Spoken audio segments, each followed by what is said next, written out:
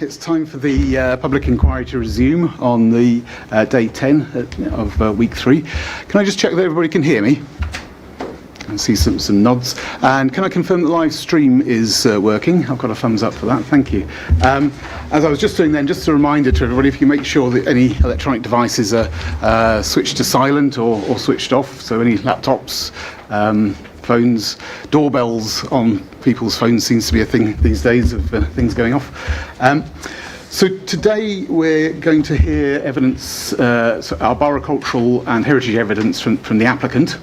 And I've got a few things I want to raise just generally before we do that. So I'll just confirm that we've received the applicant's note about bus services, and that's on the website now, as I understand it. There's myself and Mr. Clegg would like to ask for some not additional information, but some illustrations of some of the sites, designations, allocations, etc., that have been referred to. I'll just briefly run through that, but I will also provide a list of these to Mrs. Taplin. Most of these are from the applicant, I think the requests are, but I think that there's a couple of things that I'd like to ask Mr. Parker and Miss Gaisley for, if that's okay. So this is just to help us just identify sites. It may well be that that there's a very good illustration in the evidence which we haven't come across. But the first thing would be helpful is an ordnance survey plan just showing the red line boundary of a number of the strategic planning permissions that have been referred to. So that at Bourne Airfield, that at Cambourne West, and that at Cambridge West. Now I'm conscious there might be more than one planning permission on those. I think what would be helpful is just so we can understand the extent of those in terms of the extant planning permissions and the ones that have been referred to. This is probably going to come up when we speak to Mr. Wilson later, but in terms of the American Cemetery Registered Park and Garden designation, I think we'd find it helpful if we could have a plan sort of showing the boundary of that more clearly, possibly at a larger scale. The one that we've looked at is on CD1 1107, figure 2.3, which I think is the historic environment features map. But that's quite a small scale, and I'll come on to another point in a minute. I just wonder whether the actual illustration from the National Heritage List would be the most helpful illustration for that. That should be in Mr. Wilson's appendices. He's got all the list entries, and in that, we were going to go to this in his evidence in chief. Can I just...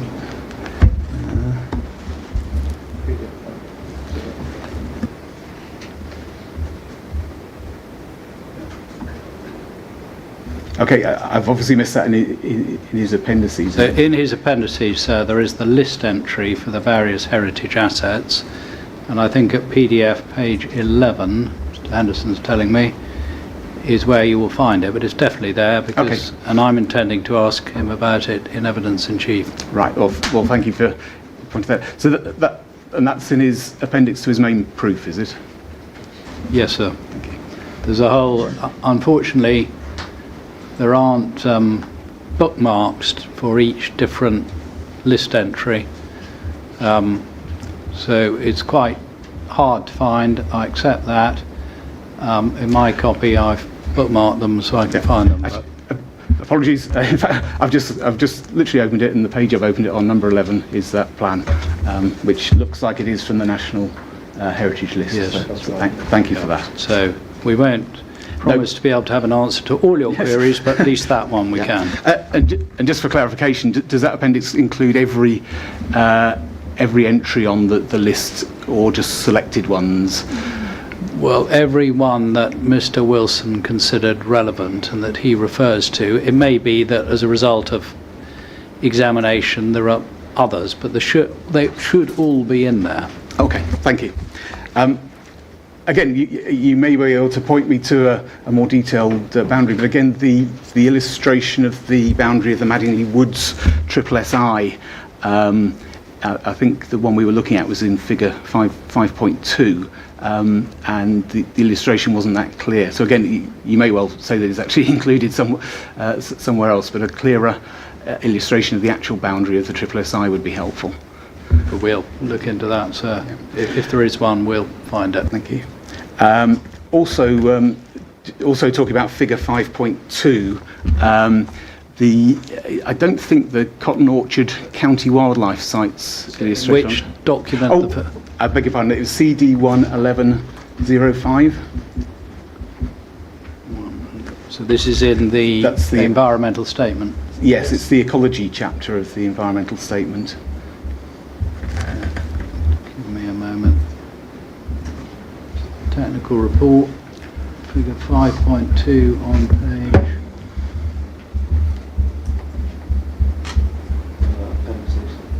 Line 104. 104. 5.2 to 105. Those ones. Yeah, I think that's what it's presented designations. Yeah. Right, so I think we've caught up with you. So it's page 105 in that technical report, CD 11105. Or are you looking at something else? Is that what you're saying it is? Sorry. Well, that's figure 5.2. Yeah.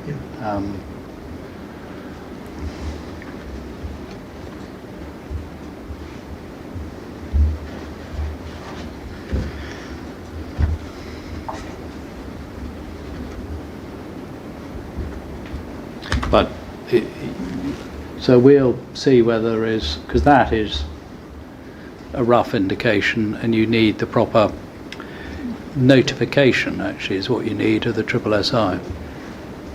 Yeah, and also, as I mentioned, the Coton Orchard County Wildlife Site, because.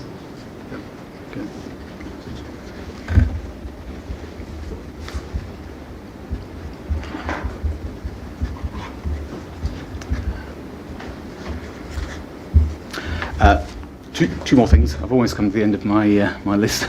Again, a number of witnesses and those providing evidence have referred to the reservoir, the proposed reservoir land, and the safeguarded pipeline route.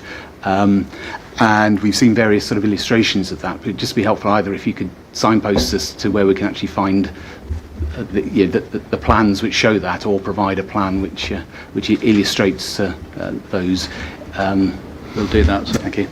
And finally, again, I don't think it was in Mr. Alder's appendices, but the actual the TPO, the Coton Orchard TPO, is referred to, and the plan is included. But I don't think we've actually got a copy of the TPO itself, or maybe we do. We'll produce it, sir. Thank you. Thank you very much. Mr. Parker, I've also got a request for you as well. I think we've got an illustration of the CPPF land holdings in the vicinity of the scheme. I just wanted to clarify that we've actually got a plan that clearly shows everything that CPPF own in the area, and also whether the Coton Countryside Reserve is different to that, or whether the Coton Countryside Reserve is effectively CPPF's ownership in that area. Obviously, we've got information on the actual route through the book of reference, but it's just understanding that. I think Mr. Littlewood's has got a plan in, so it's either confirmation that that's it, or another plan just showing that, and whether there's a difference between the two. I'll take that away and come back to you as soon as I can. Thank you very much. And also, Ms. Gazey, I know you're sitting over there at the moment. It would be helpful if we could also have a plan just showing the extent of Coton Orchard, Houston Crest Properties land in the area, if you're willing to share that. Yeah, I think it actually is quite covered in some of the documents that the applicant put in. Probably more accurate than that.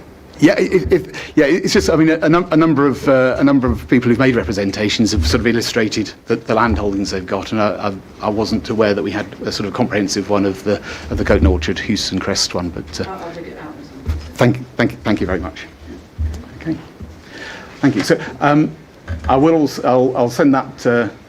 I'll send that list to Mrs. Taplin as well, so that we've got that. Thank you very much.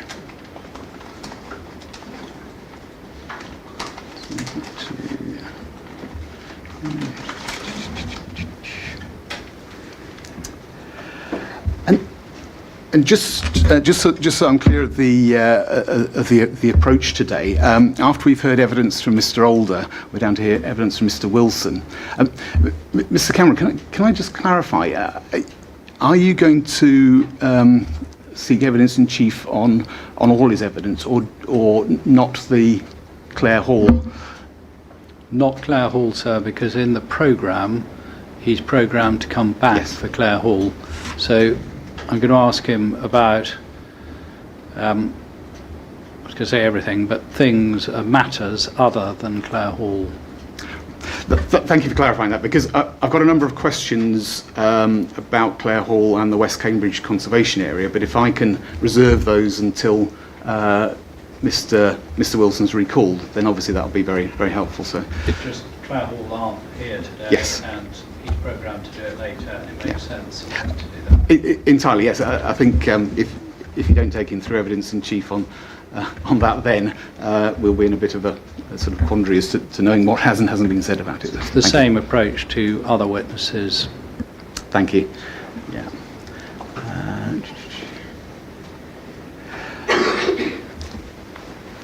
Also, I think sometime, hopefully during the next block, or myself and Mr. Clegg will provide some indication of places that we want to go and visit, and also giving our view as to whether we think we need to be accompanied for those where it's on private land, and those where we're confident that we can do it on an unaccompanied basis, where we don't need sort of somebody to let us in and access.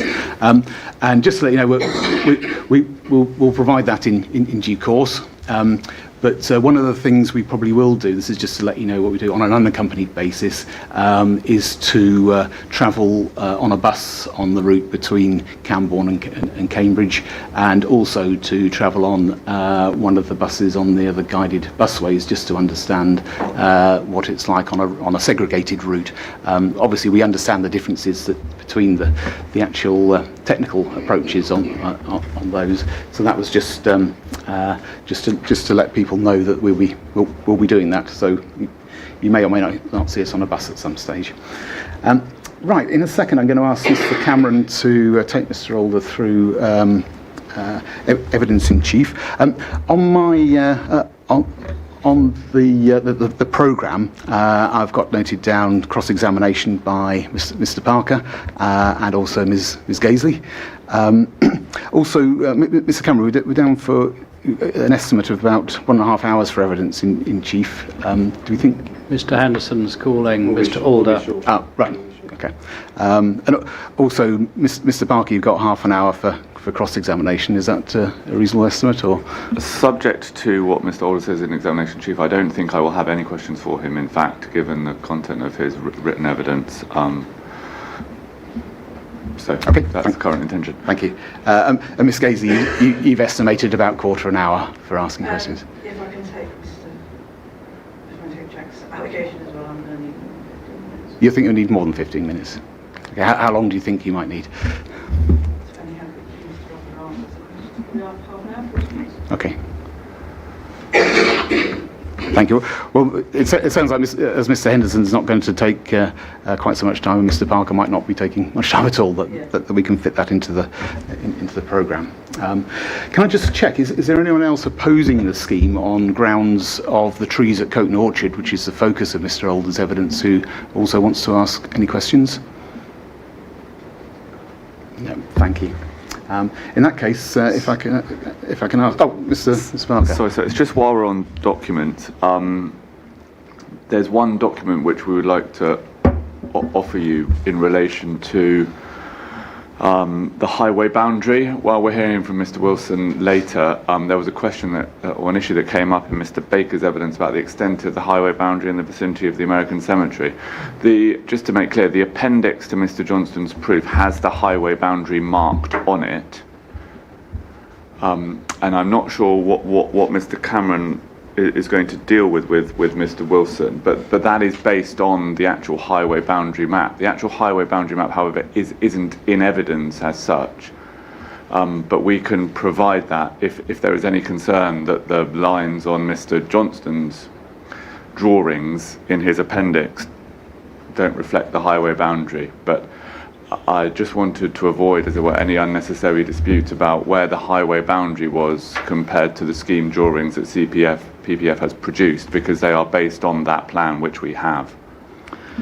Mr. Cameron? Well, sir, from my perspective, it would be helpful to have that, and if we can have it before Mr. Wilson gives evidence, that would be good. But we can check it. If we sent it, perhaps we can check it, and then if we're happy, it can go in. Thank you. And Mr. Mark, can I just clarify that what we're talking about is the actual designated highway, not necessarily an illustration of carriageways, footways, curbs and things like that. It's the actual, what the county council will effectively control as the adopted highway? Correct. I mean, the ordnance plan itself does have sort of indicative markings of lanes and things on it, but the purpose is simply to show the ownership of the highway. Yeah, that's Thank you. part of the plan. Yeah. Well, yeah. And thank you, Mr. Cameron. That will be helpful. Okay. In that case, Mr. Henson, you're taking I am. Mr. I'm sorry, Alder through. Mr. Parker got us very excited about the plan, so we were just chasing that down. But no, of course, that's absolutely fine. Just before Mr. Alder's call, can Mr. Parker please give me the page number in Mr. Johnston's evidence that he was referring to? It's Appendix F. I don't immediately have the document open right now with the page number on it. I can look it up right now, or I can... Well, that's... Appendix F gives me enough of a clue to go on a treasure hunt. Sorry, just was that the appendix to his proof? Yeah. Yes.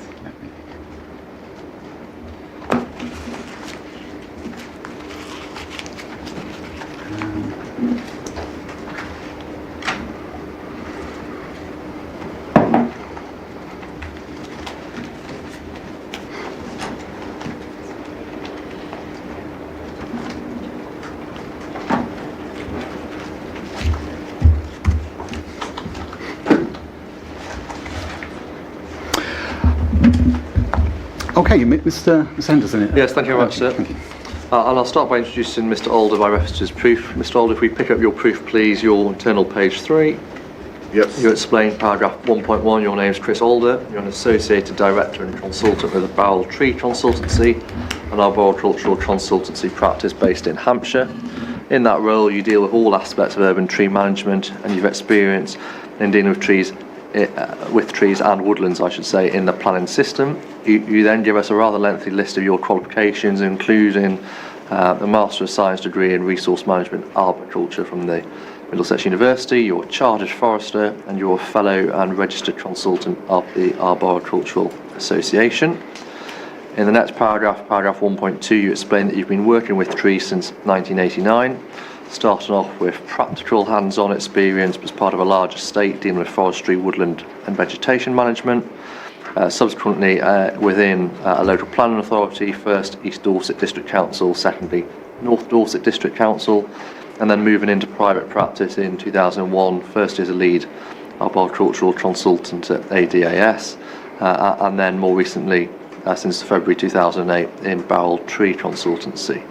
And then finally, at paragraph 1.3, we have a list of matters that you do by way of CPD to keep up to date. Is all of that correct? That's correct, yes. Great.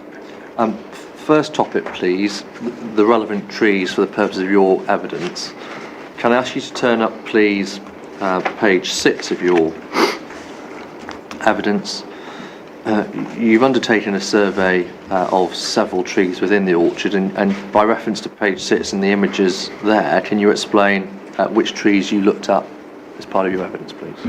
The trees I looked at, sir, the Bramley apple trees, and they're numbered on the plan T1 to T14. That was back in March of this year. That survey accompanied by a member of the National Trust, a member of the Orchard, and an independent arboriculture consultant. And if we ask you to move forward, please, to page 10 of your proof of evidence, and your image 4, which is an extract from one of the technical report plates. Can you explain to the inspectors, please, the interface between those 14 trees that you surveyed, in which we saw on your image 1, and the order limits with which we're concerned? So the only trees that are affected by the order limits are trees numbered 5 through to 10. The other trees which are outside of the order limits are unaffected by the order before you. Right, so that's the next topic. Just for completeness, let's deal with trees outside the order limits. Yes. Next topic. I just want to ask you a few specific questions. T1, is that a veteran tree in your view? No, it's a stump of a dead tree. T14, is that a veteran tree in your view? No, it's not. No, it appears to be too young and doesn't have associated veteran features. And I think looking at the Woodland Trust as well, they haven't included that either as a veteran tree on their inventory. Right, then we turn to the other trees outside. So deal first with T2, so tree 2 through to tree 4, and then secondly tree 11 through to tree 13. So T2 to T4 and T11 to T13. First question, will any of those trees be lost as a result of the busway scheme? No, they won't. Second question, will any of those trees, so again T2 to T4 and T11 to T13, will any of those trees result in deterioration as a result of the busway scheme? No, they won't. And why do you say that? They're outside of the order limits and unaffected by the proposed works. Third topic then is trees within the order limits, and we've got those on the plan before us, and I just want to look firstly at T5, T9 and T10. Is it possible to retain those trees in situ? Yes, it is. And how would that be done? By applying tree protection measures in accordance with the British standard for looking after their root protection area, those trees can be protected during works. And with that in mind, can I ask you to turn forward please to your page 13? And at page 13, paragraph 5.3, this is under the plan, you've got a series of bullet points, and you're referring here specifically to T5, T9 and T10, and then a bullet point listing a series of measures that could be implemented by way of protective measures. Can I ask you to talk the inspectors through that list of bullet points there? Yes, certainly. And this list is also set out in the Code of Practice, Code of Construction Practice as well, that was in the submitted application documents. Sorry to interrupt you there, Mr. Alder. When you say just so I'm clear, when you say the Code of Construction Practice, that's the Code of Construction Practice that the applicants provided for this right, scheme? Yes. Thank you. And do you want the reference to that? So it's actually in 5.3 itself, 126, page 40. So tree protection in accordance with the standard guidance from the British Standard is normally Harris panels on a scaffold framework installed before any construction work start and maintained for the duration of activity, and that then will protect the root protection area, ensure that is sacrosanct and no works go in there. And that also then, that sacrosanct, that construction exclusion zone prevents any compaction of the soil, which then deals with that second bullet point, by also fencing off the limits of working. You're maintaining the protection of the vegetation along those limits. Selective removal of lower branches, that will be informed by the contractors when they do their first investigations as to what access may be required, but any pruning will be kept to an absolute minimum.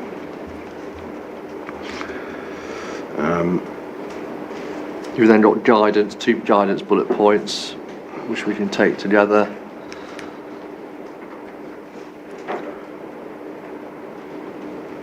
So yes, yeah. So in the event of routes being encountered during the works, and obviously we'll probably get onto that with the translocation measures, but pruning of routes is covered in British Standard 3998, but best practice for route pruning will be followed at all times.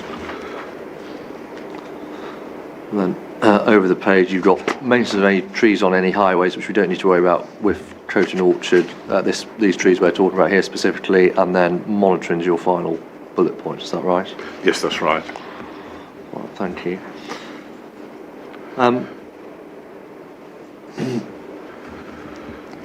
Mr. Alder, could you just put your microphone perhaps a little bit closer? I'm just finding it a little bit difficult to pick up everything you're saying. That's okay. I'm very sorry. This is quite noisy as well above me. So, with those measures, those protective measures in place, as you suggested, and as we can also see in your appendices, your Appendix 6 contains the draft AMS. What is your judgment on these matters? Firstly, in respect of T5, T9 and T10, would they be lost as a result of the busway scheme? no. Secondly, T5, T9, T10 again, with these protective measures in place, would there be deterioration of those trees? No. I turn then to the other 3 trees, if I can put it like that, that we are dealing with within the order limits. So that is T6, T7 and T8. First point, is it possible to retain these trees in situ? The trees are within the guided busway route, so it's not possible to retain them in situ. Right, so what is proposed instead? The proposal is to translocate them. I think the original option going back was to lose them, but through discussions and advice from a specialist contractor, but sort of the preeminent contractor in the country for translocation of trees, we consider that rather than lose them, we could move them. Right. And where would they be moved to, Mr. Alder? There is a receptor site at Rectory Farm, or if not, through discussions with the landowner within the orchard itself. Right, so just to turn to your page 11, you've helpfully included a plan. So obviously, one option, if the landowner agrees, is they can stay within the orchard. Maybe they will, maybe they won't. We can ask some questions about that later, but let's assume they don't. So we're focusing on the order limits now, and just illustrate where the trees will move if it has to be within the order limits, Mr. Alder.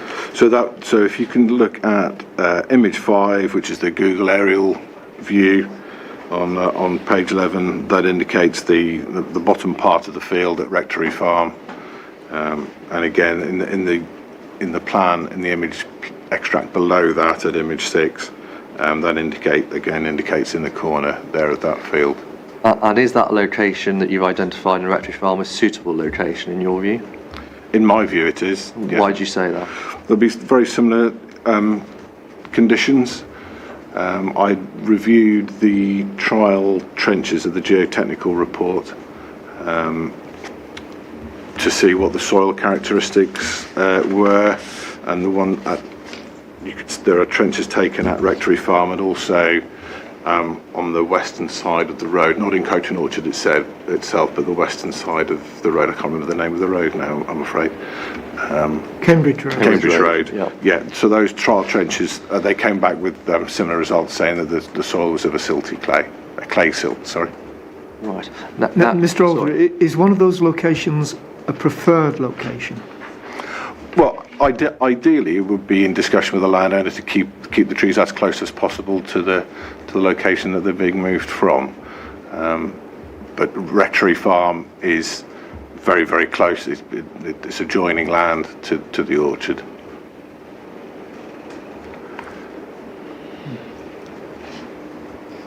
And I'll ask you all on the basis, all the questions I'll ask you now will all be on the basis that we're moving to Rectory Farm, so just have that in mind. Firstly, the process, the methodology. Can I ask you to go to page 16 of your proof of evidence? Yes. You say at your paragraph 6.1 that translocation specialist Ruskins have provided an outline methodology. Just explain who are Ruskins and what interactions have you had with them? Ruskins are a specialist contractor in tree moving and soil investigations to establish routes around trees. I've encountered Ruskins over the last 25 years, particularly working in London, where we've been installing basements and other large below ground structures. I've spent a lot of time in very deep trenches that have been excavated by Ruskins, some 14-metre deep basements in Kensington Palace Gardens, for example. So yeah, Ruskins are, they've got a huge amount of experience at moving trees and large trees. We had detailed discussions with them once I'd advised that moving the trees was going to be a better option than losing them. Right, and then just going back then to that page in your proof, talk me through, please, what are those main principles in terms of that methodology that you've established with them? Preparation is key. Pruning roots in order to establish a root ball that can be moved. Pruning roots stimulates root growth, and so that's going to be the key. The initial excavation will determine the spread and extent of the roots, and that will then influence the size of the ultimate root ball to be moved, and the depth of soil that will be taken with it. I think that's probably the first root pruning event. And it's usual that they can apply treatments as well to boost microorganisms in the soil, and again that will be subject to soil testing at the time of that first investigation. So once you've prepared the root ball, applied your treatments, how do we go about the move itself? The initial thought is once that the root ball, so this will be after the second or third root prune, the root ball is wrapped in hessian and wire and an air pot material, which is a plastic rooting barrier, but it's got holes in it. So with having holes in it, that the air prevents roots from girdling, essentially spiraling around. So it's self-pruning, and then that root ball is wrapped. And then once that's ready, ideally a blade attached to an excavator will go beneath the root ball and then lift, so there's no pressure on the tree or the stem itself. And if that proves to be unable to be done because we're taking more soil than the blade can cope with, then they use a system called pipe jacking, where you push. They're like similar to scaffold pipes beneath the root ball to create a platform, and it might be images that you might have seen in Australia or Hong Kong, where they've done this with sort of 10-metre radius trees or mature trees that they've put onto a flatbed of a lorry and moved, and that's a pipe jacking process. Right. Once we've lifted it, what happens then? In tandem with the root pruning being done, the preparation of the receptor site will have been undertaken, so the trees will then be taken to the receptor site, planted and stabilised in position with below ground guying. The key all the way through is to ensure that the roots don't get desiccated, so irrigation is the most important factor during the process. And Ruskins recommend an automated system to ensure that the soil stays irrigated. And just to clarify, the whole methodology, any difficulties with fitting that process in within the 24-month build period? I don't think there will be. There'll be initial prune, then a second prune, and then the third prune will be the prune and move. Thank you. And then in terms of examples of this, page 17 of your proof of evidence, under the subheading Translocation Case Study, you refer to the Genome Campus mulberry tree, which you tell us a little bit about. Can you summarise this example, please? It was a 100-year-old mulberry tree that WSP were involved with moving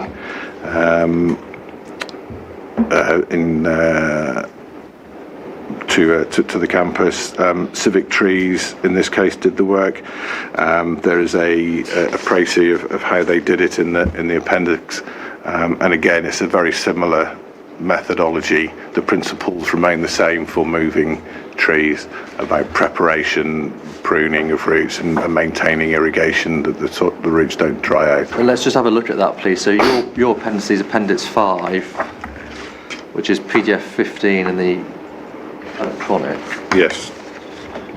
You have there, I think, a photograph of the mulberry tree. Yes. At the top, and then it tells us moving a 100-year black mulberry tree, and it tells us that's in the Genome campus near Cambridge. And then the second paragraph, relocation between accommodation blocks, and then the second column, third paragraph, use of a Newman frame, a 500-ton crane, trackway was laid, rigged to lift the tree onto a low loader. Is any of that different to what you're suggesting here? No. Tree was lifted, placed onto the lorry, short drive to a new location, another crane, back into the pit, anchored. And again, any differences to what you're proposing? And in fact, what we would be proposing to do would require less infrastructure. We probably wouldn't need the crane. It would be done via the excavator. Right. So then, with all of that in mind, thinking back now to the NPPF, paragraph 193C,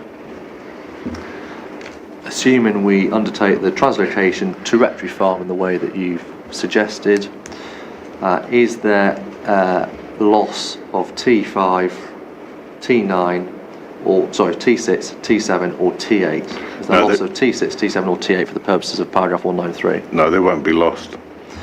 Second question, applying the methodology, moving to Rectory Farm, will there be any deterioration of T6, T7 or T8 in your view? Not beyond the existing habitat value that they provide. And in your view, is there scope within 193C to do works to veteran trees, or is it a blanket ban on any work at all? There's no ban on working with veteran trees. Indeed, there's an industry there and lots of advice and lots of training courses on how to manage veteran trees. Veteran trees require intervention so that they don't fall apart, fail, and have shortened lives. So the very fact we are pruning the root ball and moving it, do you see that as being in principle compatible or incompatible with the need to avoid deterioration? It's not incompatible. Pruning roots again is a specialist activity, so it just needs to be done carefully, following the methodology, and with doing that, I'm confident it can be achieved. And you've already touched on this, but to be very clear, thinking about the definition of a veteran tree in the NPPF, age, size and condition, even in this case to exceptional biodiversity value, will there be any harm or loss to the exceptional biodiversity value of these trees, T6, T7, T8? No. Right. Now, I want to move on to the next topic, please, which is compensation. So this is in the hypothetical. The inspectors don't agree with the last two answers that you've given to me. They think there might be loss, or I should say not might be, but more likely than not that there'd be loss, or more likely than not there would be deterioration. We move then on to the question of exceptional circumstances, or exceptional reason I should say, not for you, leave that to my planning witness, but a suitable compensation strategy, that is for you. So in your proof, please, your paragraph in section 9.1, which you'll find on your page 20, you identify there a number of different components from the compensation strategy set out in document TR 14.2, Technical Report 14.2, part of the ES. What are the key compensation measures if we need to go that far?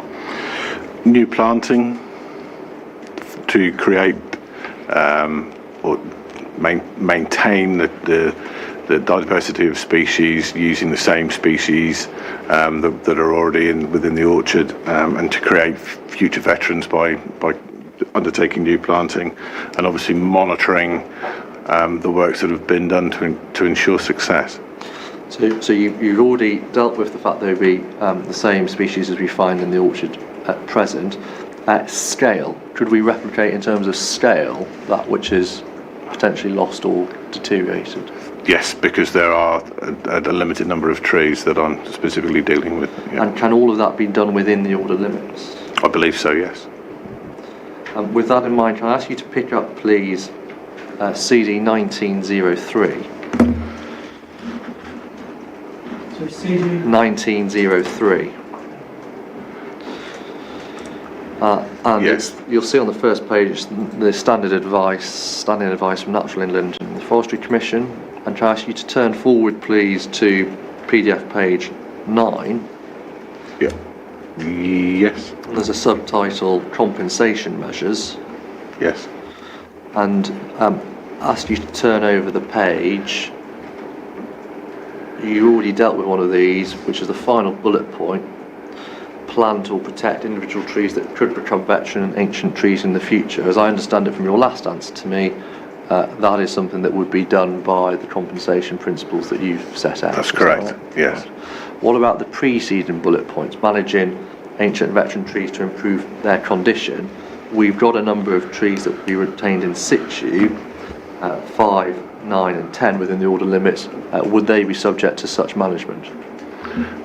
If we deemed on assessment that would be a sensible thing to do, then yes, we could carry out management to improve their situation. Right. So stepping back then, looking at compensation overall, is there, for the purposes of the NPPF, having regard to the answers you've just given to me, a suitable compensation strategy in your view? Yes. Thank you. Now finally, just want to deal with a couple of points that have been made by others, and Ms Daisy will ask you some questions, but I want to ask you some questions first. Management of the orchard. Can I ask you to pick up the plan? I'll give you the reference. It's CD 11604, and so you've got these printed out. These are the deemed planning plans.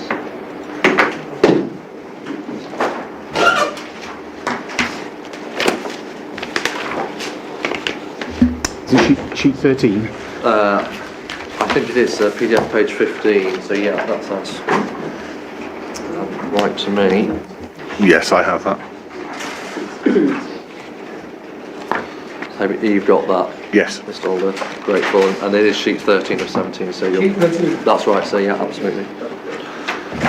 We can see, with a little bit of looking two ways, by reference to your image 1, we can see where those veteran trees are as against this plan.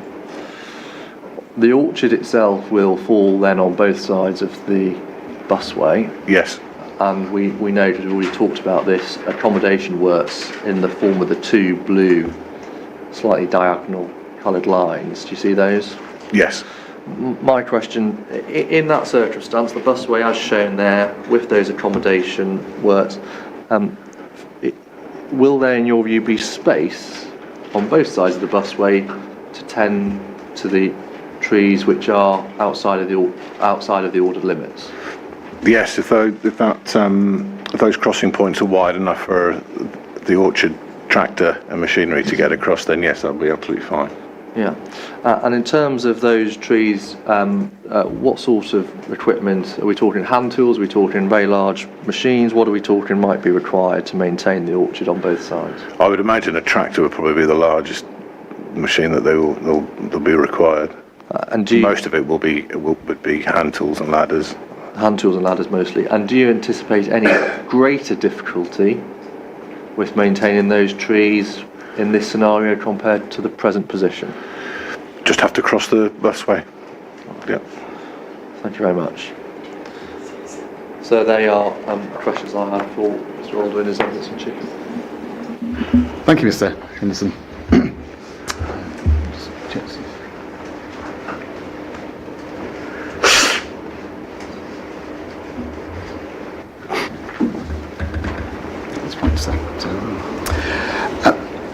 case, Mr. Parker, if you do have any questions.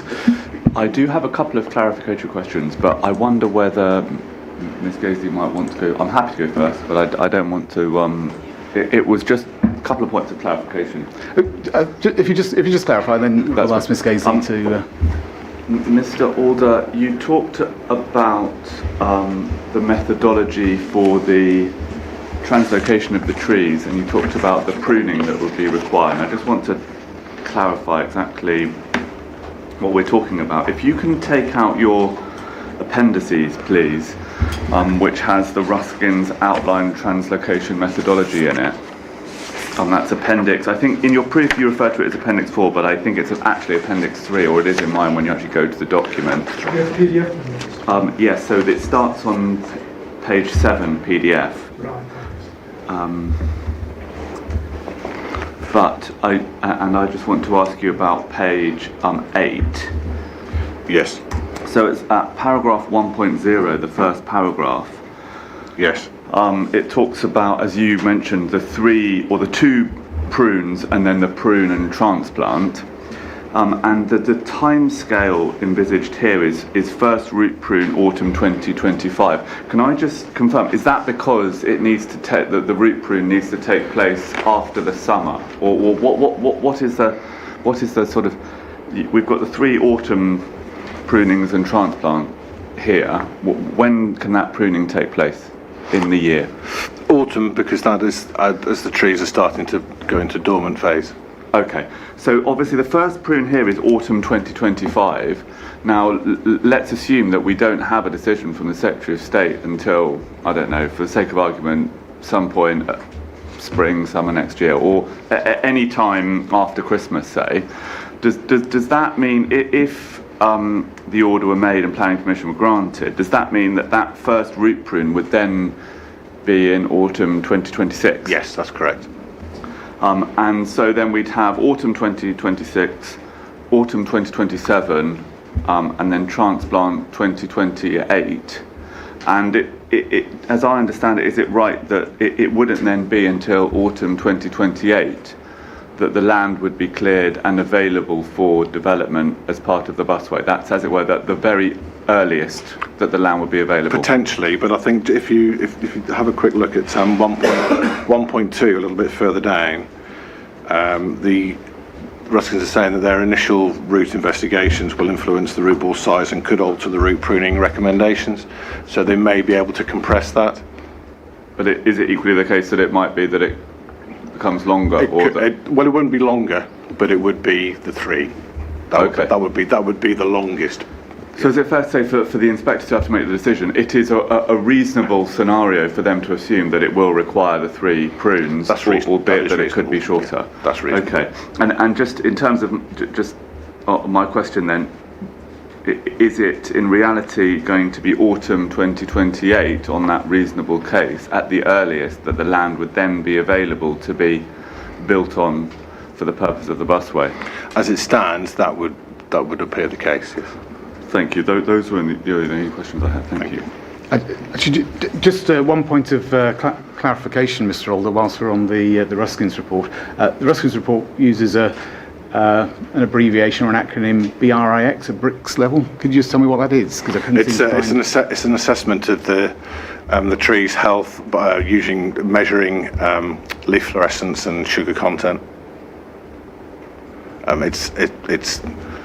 I'm trying to think of an equivalent, sort of all those prime denominators of what indicates whether a tree is healthy or not. I can't remember what BRIC stands for, I'm afraid. But it's an assessment of the health of the tree? Yep. Thank you for clarifying that. Mr. Parker, those are your questions, yeah. I wonder whether we could get the microphone to Ms. Gaisley so that she can use that.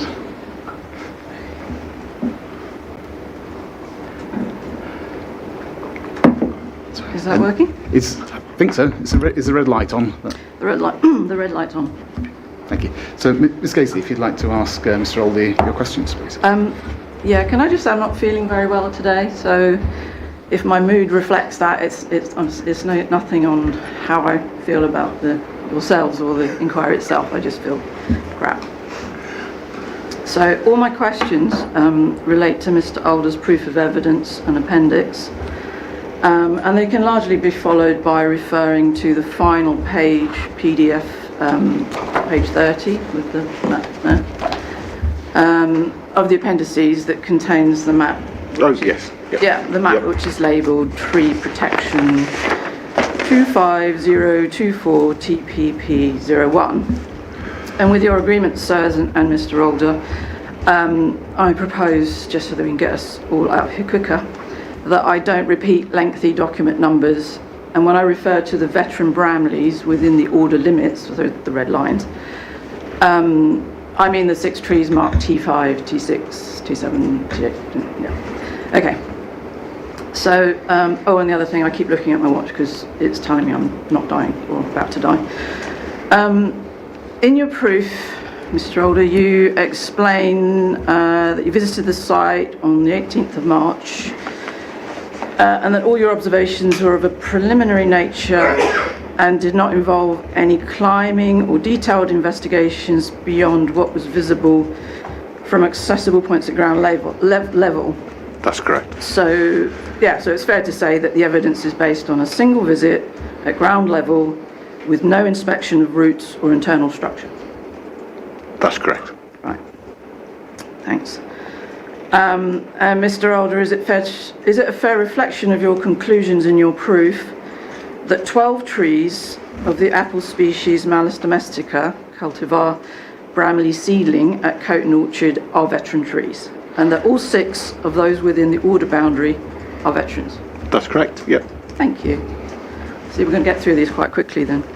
That being so, would you accept that they are subject to the national policies and protections which apply to veteran trees? Yes. Excellent. Is it also correct that the National Planning Policy Framework, NPPF, says that development resulting in the loss or deterioration of irreplaceable habitats, which is what veteran trees are, should be refused unless there are wholly exceptional reasons and a suitable compensation strategy exists? That's what the NPPF says, yes, that's correct. Brilliant. Is it correct that in your proof you conclude that no veteran trees will be lost as a result of the proposals and that there will be no deterioration whatsoever? That's in my proof, yes, that's correct. Thank you. See, really good.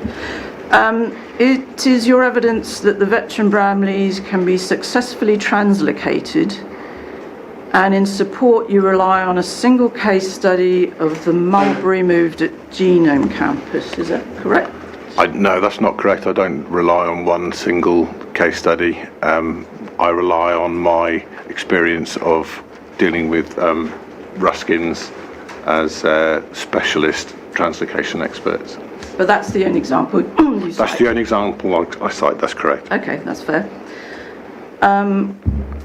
So you include a cover sheet of the brochure produced by Wellcome Trust in your appendix, page 15. I think we all just looked at it just a minute ago. That's correct. That one there. Titled Moving a 100-Year-Old Black Mulberry Tree. Did you know they made a film of it? I wasn't aware of that, no. It's a really good one. So before I come back to that point, can I just clarify some details, if I may? The Genome Campus mulberry is a black mulberry, Morris nigra, is that right? That's what it says on in the article, yes. So black mulberries are recognised by the RHS as an exceptionally long-lived species, slow-growing trees capable of phoenixing, which means putting out new roots from cut or layered branches. Do you accept that?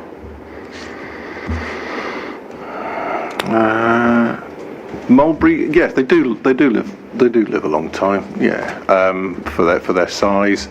Yeah, they're a small tree, and they always appear older than they actually are. But yes, Yeah. Actually, that film's worth watching because it details that. Because Dr. Sutton, who you met when you came to do the site inspection, she and I thought, well, we'll go and have a look at this tree in the Genome Campus, just to see what the status that it was now, and try to think back to what it was like when it was being moved, as it's example being used. And they were very, very helpful, and they said, well, you don't need to extrapolate. We made a video. And Ros Richardson, the tree officer for South Cambridgeshire District Council, overseeing the mulberry's translocation in 2013, also very, very helpful, stated of the tree in your case study, the tree is a black mulberry, somewhere in the region of 80, maybe 100. They do get to a good age because they grow so slowly. So yes, this is a relatively young tree. So Mr. Elder, given that black mulberries are not regarded as veteran at 100 years, and the council's tree officer expressly described the specimen as relatively young at the time of the move, do you accept that it was not a veteran tree then, and indeed is still not a veteran tree now, more than 10 years later? Whether it's a veteran tree or not, I don't know. I haven't seen the tree. That characterising it as relatively young isn't correct. It's clearly a mature tree, so it's not relatively young.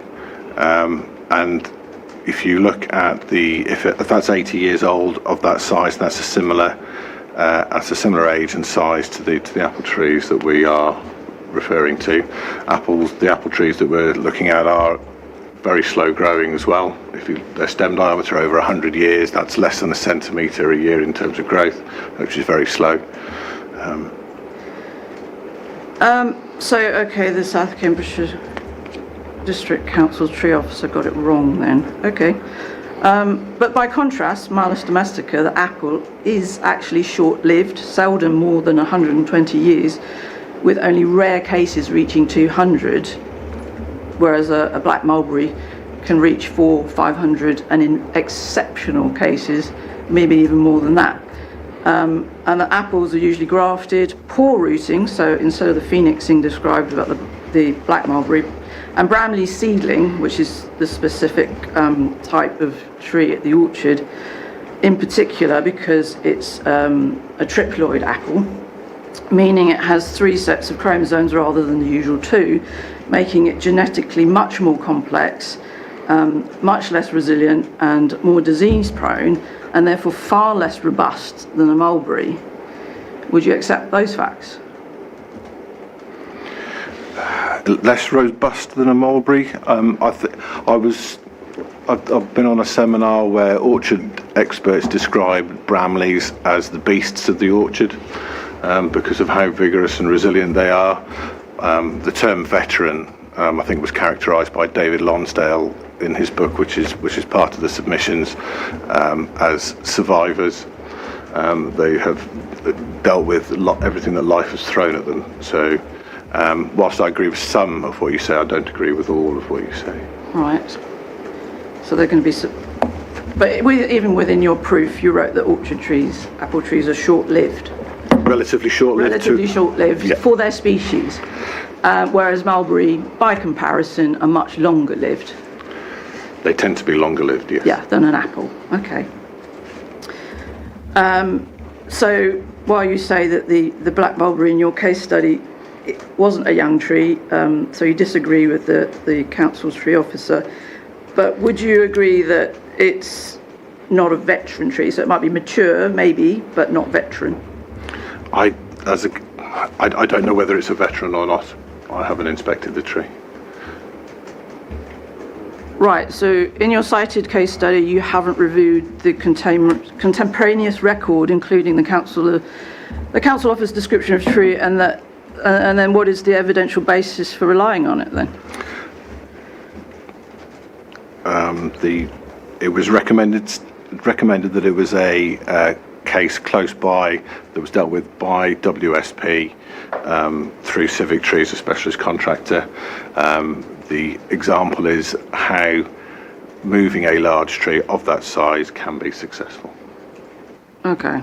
Well, I'm not an arborist and not technically skilled. So in layman terms, it's rather like saying that because an Olympic athlete in their prime can clear a steeplechase without injury, Sir David Attenborough, who is also nearly 100, would be able to do so without breaking a hip. I mean, I know I wouldn't want to risk it. Do you? Trees and people are very, very different things. I don't think that's a fair characterisation. Okay, I mean, I would put that apple trees and mulberry trees are not quite the same either, but anyway. For the translocation itself, which you describe as invasive, you state that Ruskins have been engaged, not Civic, who carried out the genome tree and mulberry tree move, isn't that right? It is Ruskins, yeah, that we've consulted. Yeah, and you wrote that the process is invasive. That's correct, because they have to excavate trenches and prune routes. Okay. So in Ruskin's outlined methodology, they offer the anecdote of having extensive experience transplanting large apples and fruits through their work for Orthodox Jewish communities in North London, claiming to have moved many hundreds of fruit trees from gardens to facilitate building works, and that their teams are very familiar with the root system of malus. Is that the anecdote that you rely on? Well, that's their experience. Yes. Right. So that's what you're telling inspectors and myself, that based on this, they'll be able to move. They're specialist contractors that are well established. But Ruskins don't say what ages, sizes, long-term survival rates these garden fruit trees had. This is an outline methodology. Okay, so there's no evidence in your proofs that Ruskins have ever translocated veteran Bramley seedlings, among the largest recorded in the British Isles, let alone multiple trees in an interconnected cluster, do they? That's not in the evidence, no. No.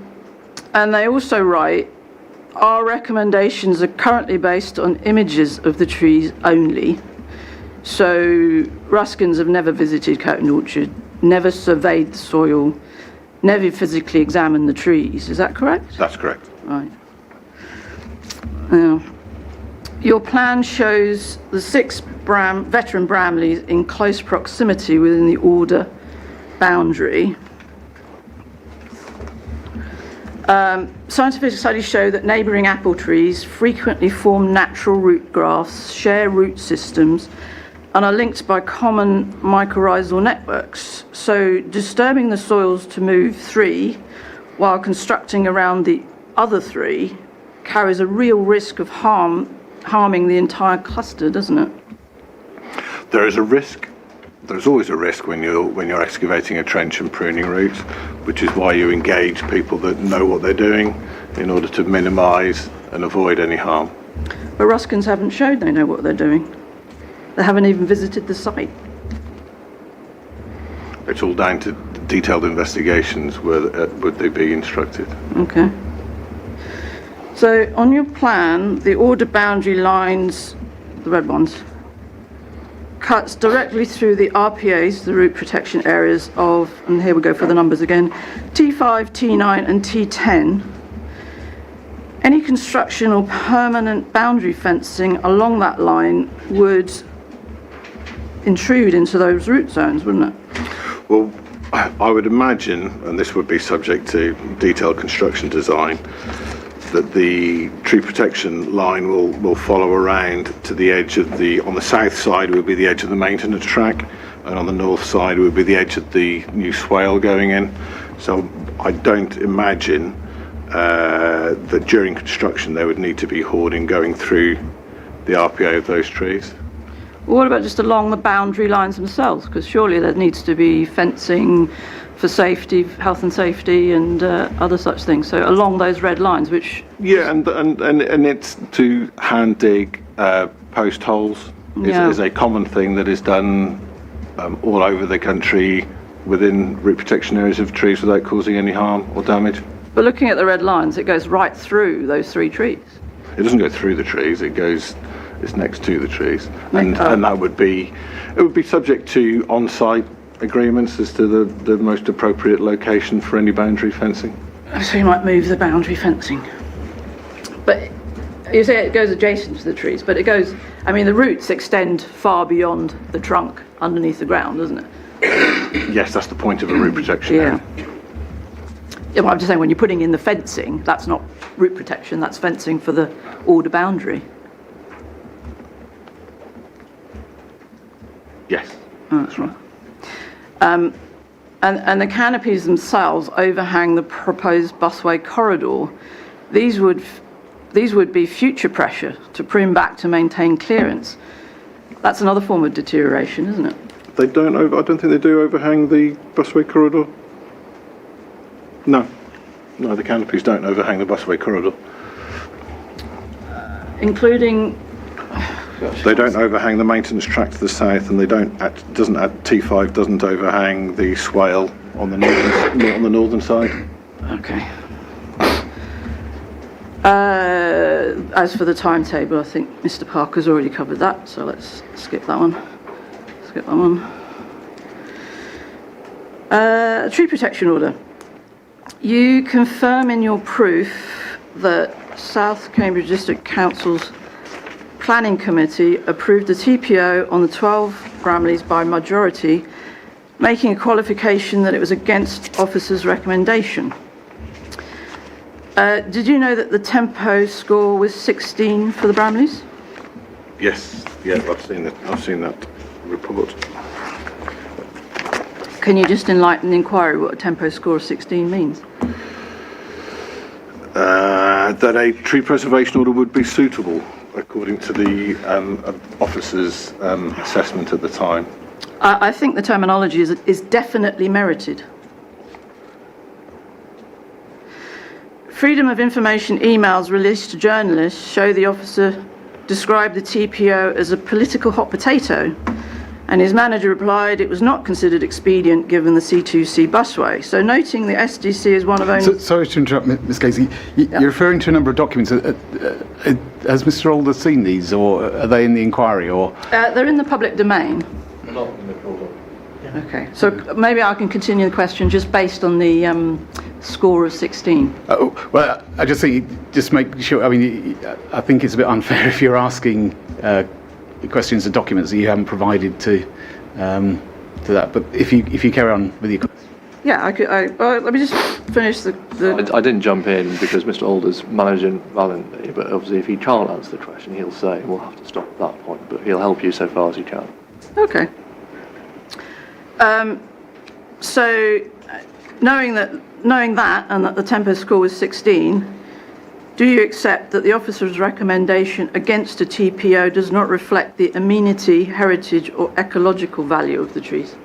I'm sorry, can you phrase the question again? No problem. So just going back a bit, you qualified the statement about the TPO being granted by saying that it was against officers' recommendation. And I'm just saying, based on the score of 16, which on the methodology of the tree evaluation method for preservation orders says a DPO is definitely merited. I won't bring up the FOIs again, but just on that, would you accept that the officer's recommendation against a TPO does not reflect the amenity, heritage or ecological value of the trees? So there was some other reason. Yeah, I don't. I think if I was put in that position of making the tree preservation order myself, having been there in the past as a tree officer in two separate authorities, there's several things to consider about making a tree preservation order on apple trees that are standing in an orchard that can't be seen from a public place. And that is whether they fulfil the amenity assessment. Can they be seen from a public place? And also you've got to take into account that consent under an Act of Parliament is an exception to the tree preservation order, so it overrides it. So is it expedient to make a tree preservation order when there's no threat to those trees? Probably no. There's probably no need. However, when you say that you need to consider the amenity value and whether it's accessible by the public and so on and so forth, that's all part of the tree evaluation method. So as I was involved with that, I did actually submit, and the tree officer accepted that the amenity value scored the points that it did, and that's why it got to a number 16. Sorry, was that a question or was that a statement? Sorry. Well, you were just expressing why you would also have refused it, and I'm just saying that just based on amenity value, heritage, and the ecological value of the trees, they, according to the evaluation method, warrant a TPO being granted. That officer did, yes. Yeah. The compensation and mitigation, I don't want to dwell on compensation as it's mostly dealt with elsewhere, but I do want to just put a couple of brief questions to you on section 9. Sorry.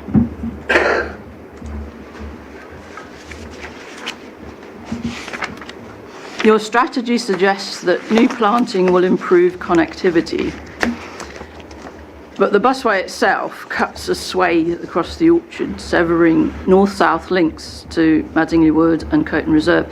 So in truth, connectivity is being destroyed, not improved, isn't it?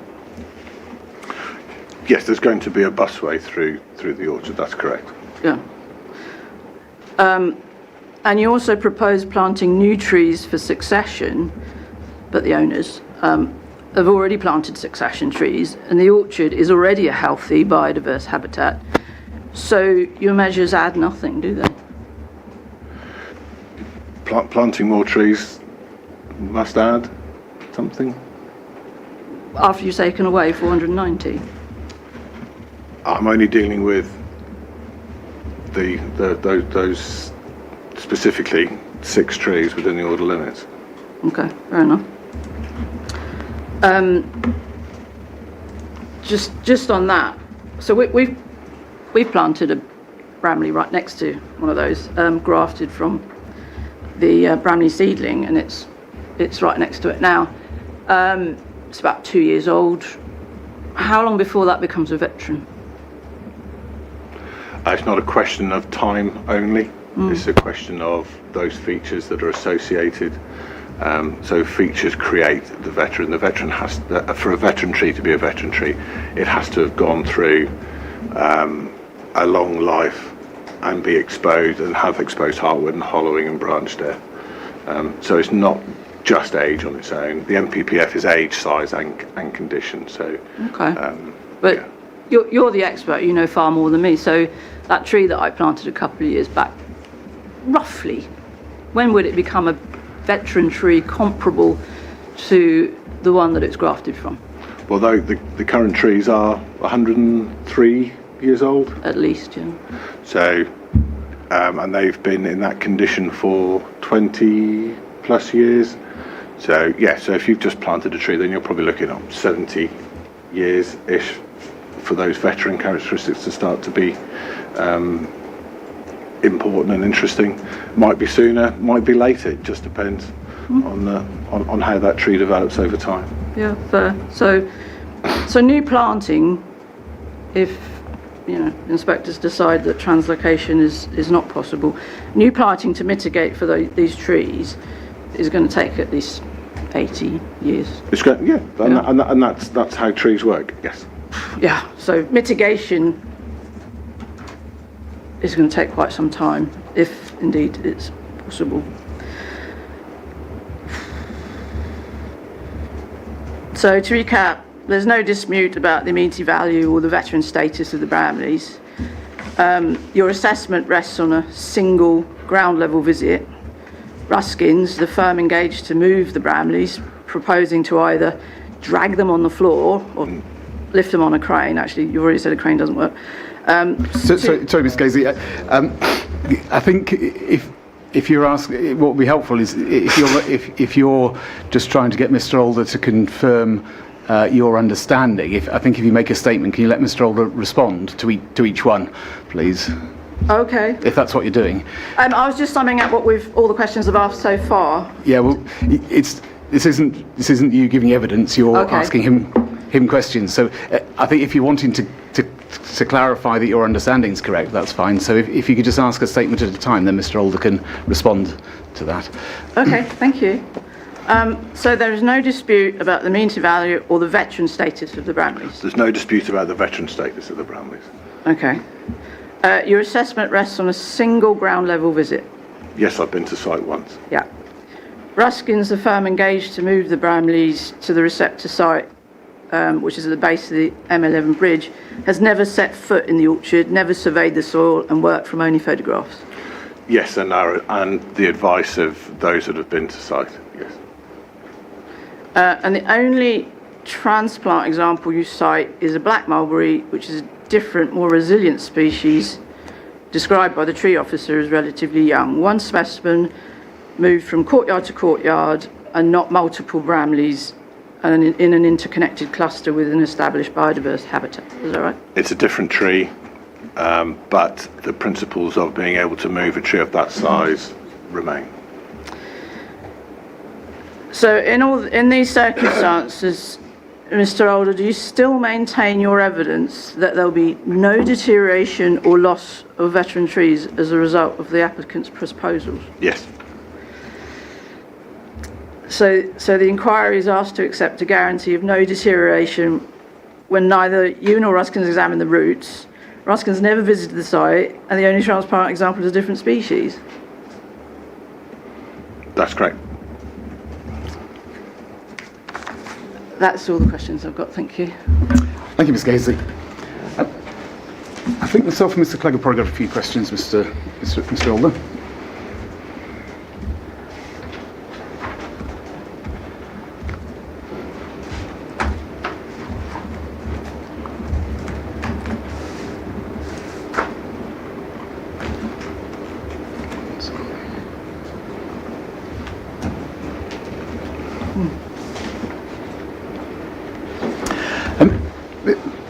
Mr. Older, can you say a bit more about, you mentioned that, and I'm conscious Ms. Gaisley's here, that there's an option of relocating or rather translocating the trees within the orchard, but that hadn't been sort of pursued. Can you say a bit more about what's been investigated about that? I don't have that information, I'm afraid, sir. That might be for the planning witness to discuss. Okay, thank you.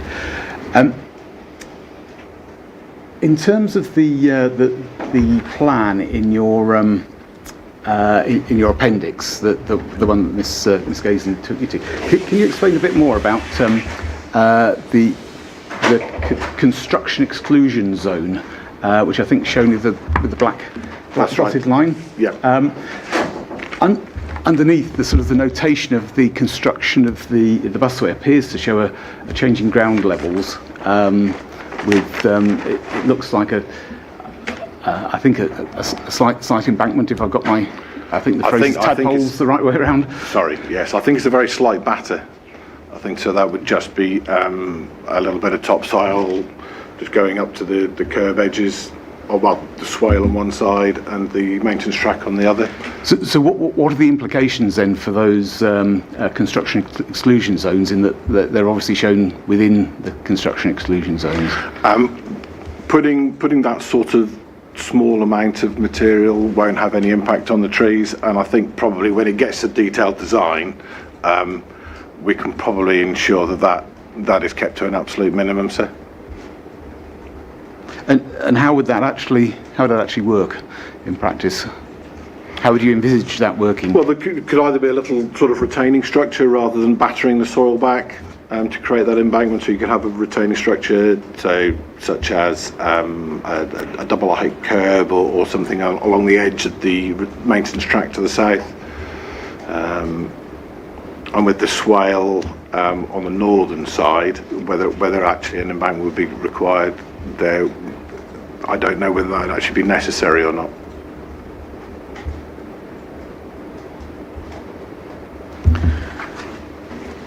And I think also it talks about ground protection and barriers. Was that a reference to just the construction phase or a permanent protection? I think to ensure that the soil that is being retained as part of the translocation process, you want to ensure that none of that soil is compacted.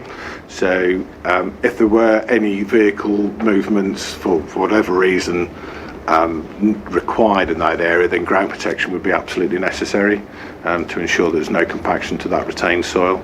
That's all set out as a sort of standard practice within the British standard.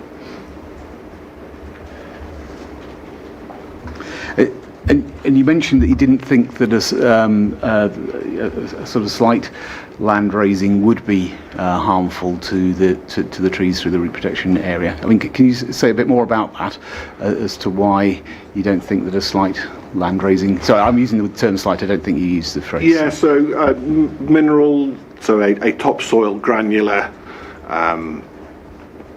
batter for a metre or so at the edge of the root protection area isn't going to impact on water availability to the roots of the trees.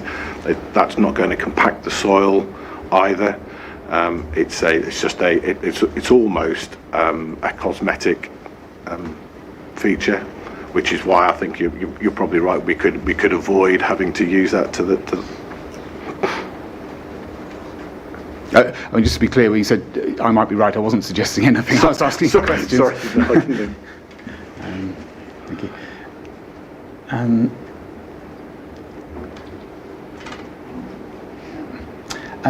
And again, I think you partially answered this in relation to answers you gave to Miss Gaisley, but you mentioned that the trees are, in terms of their age, they're in a sort of declining phase now. Assuming that the translocation would be successful, what do you think effectively the life expectancy would be of those trees once they've been relocated to the option that you've indicated at Rectory Farm? I think if the methodology is followed correctly, then the trees will just continue the phase that they're in. I don't think it'll significantly impact on their lifespan. I think we're looking at the whole of those lines. There's obviously been some loss over the last sort of 25 years, so that we know that all those trees are in an advanced life stage. So doing the works, I don't think is going to hasten that significantly. So if it's not going to hasten it significantly, are you able to give an idea of how long they will survive before perhaps they're such a state of decline that they... The slow decline that they're in, you're looking at 20 years, possibly more.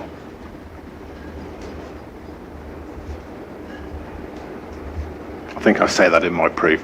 So.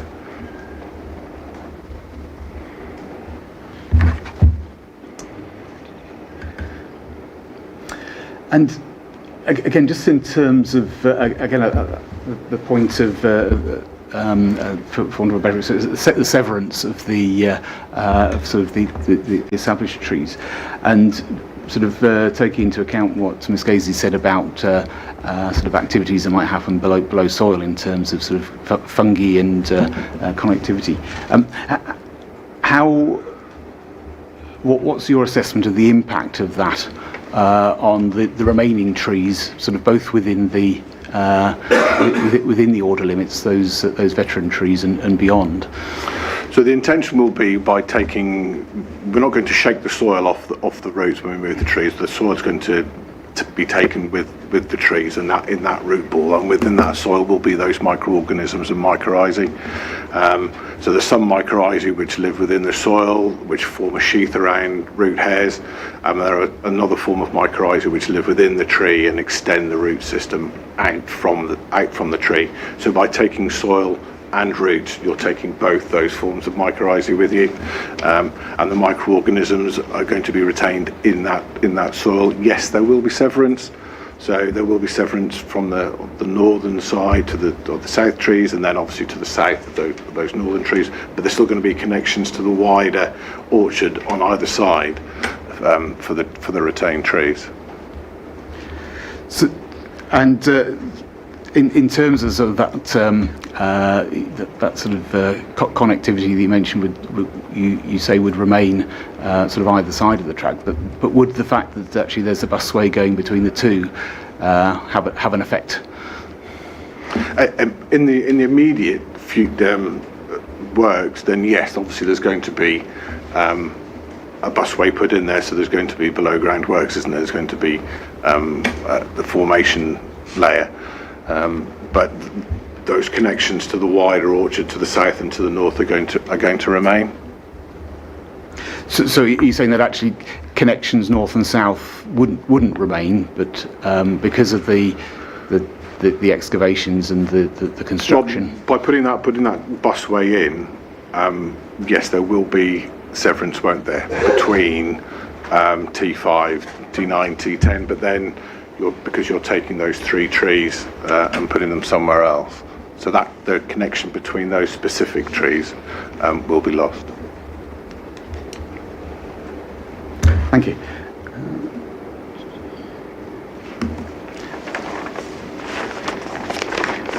And again, just finally, again, you may well have, you could probably point me to where you said this.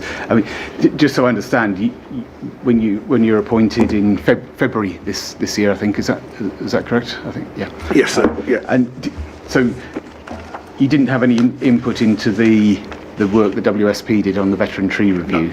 No. But in terms of your views on that, I think you don't disagree with anything that they said, or is there anything that was carried out in terms of the work the WSP did that you disagree with?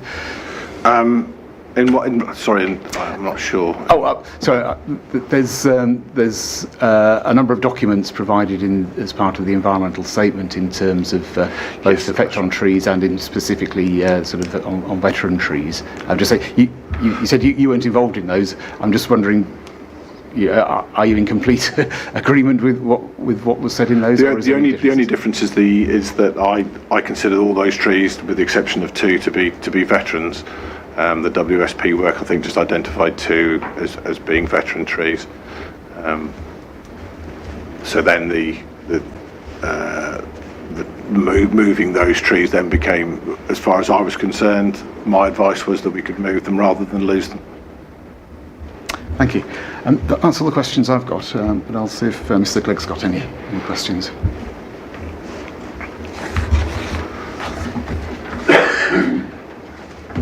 Mr. Alder, just a couple of things from me, please. In your proof, I'm on page 11 of paragraph 4.3, where you've got the two images,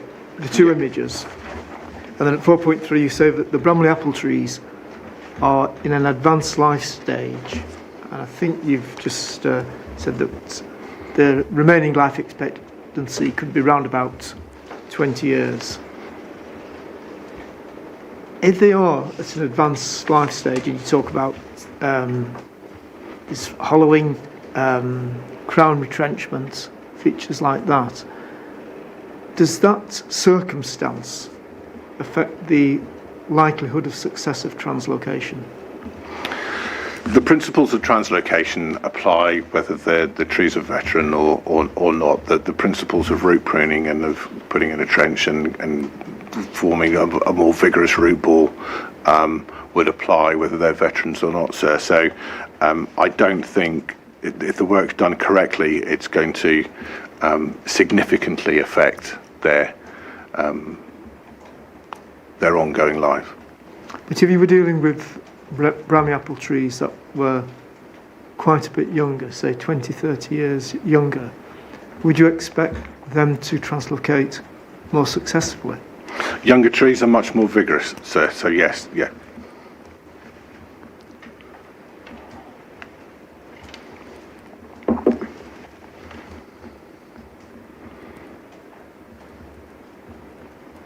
I think in response to an earlier question you said that I asked if one of the options for relocation was preferred, and I think you said ideally remaining in the orchard rather than Rectory Farm.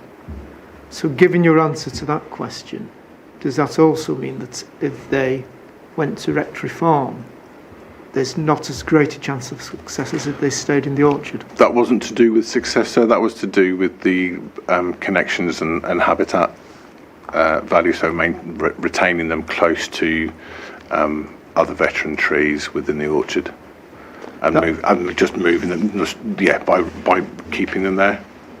That may be the case, but does it also affect the chance of success of their I don't think life? I don't think it changes the chance of success.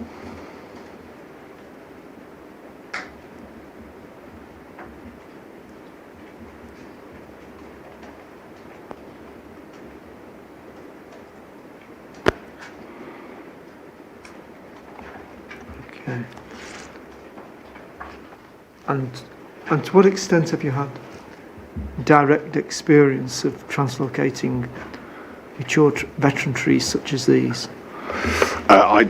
Not veteran apple trees. No, I not personally.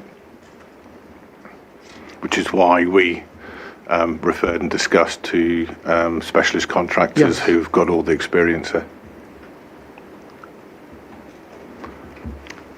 Thank you, Mr. Alder. Thank you. I'm conscious it's about time to have a break, but Mr. Henderson will want to ask you some questions in just a the few, examination. yeah, but I'll have to take a break, so I was a bit trigger happy, so please. Absolutely.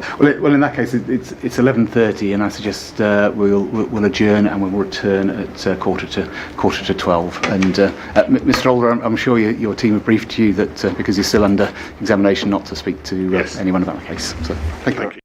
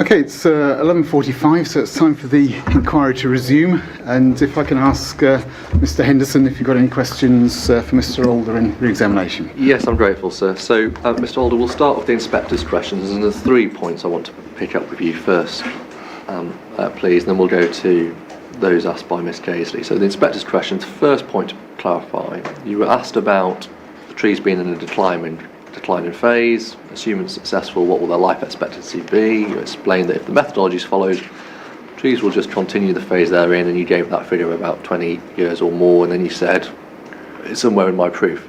Can I ask you to go to your proof, please? Look at page 23.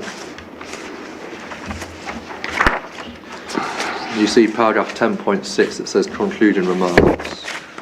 Yes. Let me read a couple of sentences to you. Trees T6, 7 and 8 are directly impacted by the proposed route, and to avoid their loss they'll be translocated to an appropriately prepared and suitable receptor site in close proximity and of similar environmental conditions.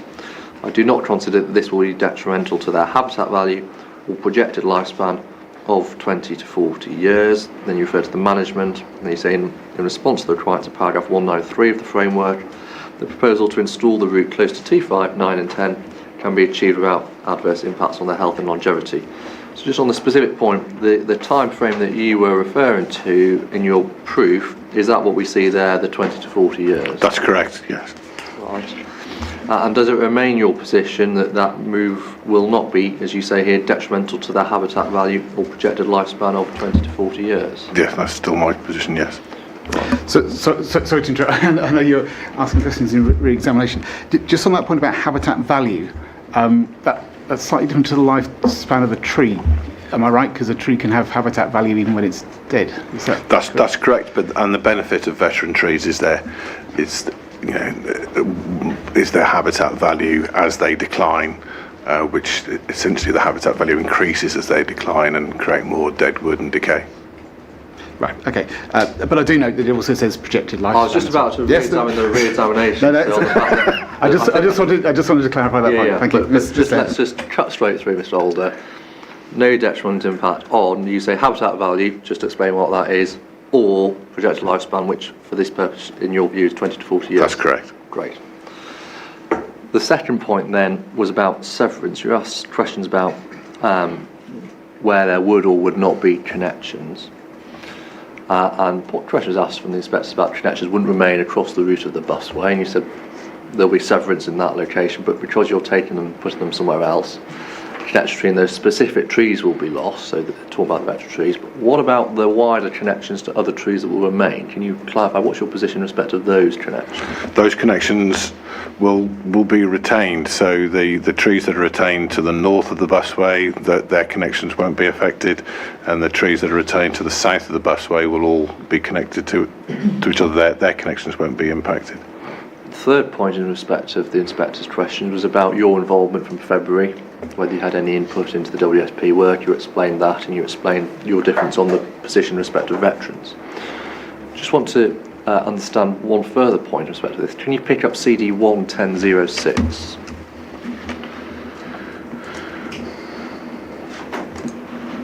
And this is ESA 1, so Environmental Statement Addendum number 1. And if you turn to page... Sorry, I'm not there. 11006. Yeah, and just start at the first page. Yep. You'll see it says Environmental Statement Addendum, and it has a date at the bottom of June 2025. Yes. And can I ask you to turn forward, please, within that to PDF page 6. Yes. And there's a section headed there, Updated Tree Assessment, Coton Orchard. You see that?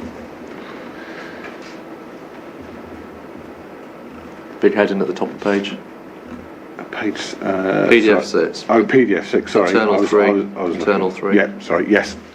And that section runs over up to and including PDF 13, internal 10, with some figures that follow. Yep. Sorry, in fact, it runs a bit further. Actually, it runs all the way through to PDF 15, including those figures and the conclusions. Did you have any involvement in the production of this document in that section that I've shown you particularly. Yes, I reviewed this document. And does this document reflect the advice that you've given and your observations on site? Yes, it does. Now, they're the questions in respect of the inspector's questions. Turning back to Miss Gaisley's questions, please. The first point to deal with here is in respect of your site visit. Put to you that it was a single visit at ground level with no inspection of routes or internal structure, and you said that's right. Does the fact that it was a single visit at ground level with no inspection of routes or internal structure, does that undermine your ability to offer a robust professional judgment on the matters in which you set out in your proof? No, because that's the survey methodology in accordance with the British standard for tree surveys. Were you able to collect all the information you needed to collect on that survey? Yes, I was. Yes. Right.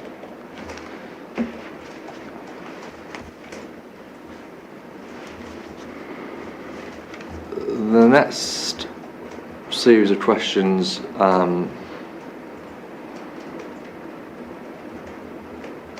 dealt with Ruskins, and it really got to the point that she put to you at the end, which that Ruskins haven't been to site, and you said yes, but they've had, and you said the advice of those who've been to site. Whose advice is that you're referring to? Just mine and WSP employees that have been to site. Right. And were you able to give Ruskins all the information they required at this stage? Yes. Did Ruskins ask you for any other information you weren't able to give them at this stage? Not at this stage, no, not for an outline methodology. So are there any caveats to the Ruskins methodology they provided to you because they weren't able to obtain the information they needed? I think they set that out in their outline methodology. So does the fact that Ruskins haven't been to site make a difference in your view to the robustness of the methodology that you've explained today? No, because I think they have the experience to understand how apple trees behave below ground and what's required in moving them. The specifics of the site will influence the number of root prunes and the specifics of the soil. Yeah. Now, whilst Miss Gaisley might say they haven't been to site, the converse point is there a positive case? So is there positive evidence led by Miss Gaisley or indeed anybody else to say that we can't do what you've set out in the methodology? Have you seen any such positive evidence? No. Right. The next series of questions were about the black mulberry and the comparison. And the central point she got to was, well, look, it's one specimen, may or may not be veteran, and in her view wasn't the same sort of tree. And you said it's a different tree, but the principles of being able to move a tree of that size remain. I want you to clarify that. It's a different tree, the principle of being able to move a tree of that size remain. Does that include veteran trees, such as the ones we're dealing with here? Yes, it does. Yeah, that's correct. The other point put by her was a series of questions about what she may or may not have planted and comparative ages. And she used an example of Bramley, 2 years old, how long until, and a series of questions about how long until it becomes a veteran tree. And you say it's not just time, but it's also the features that it's got to go through to get there. Now, those questions were all put on the basis of when will it become a veteran? But I just want to take you back, please, to CD 1903, which we looked at earlier. Yes. And can you go to PDF 10, which I took you to before? Yes. And the final bullet point at the top, plant or protect individual trees that could, underline that word, could become veteran and ancient trees in future. Notwithstanding everything that you heard about how long it might take and your thoughts on that, as it stands today, the trees which we planted and indeed also protected, but the planting is the one I'm most interested in, could they, for the purposes of this bullet point, become a veteran and ancient trees in the Yes, future? they could.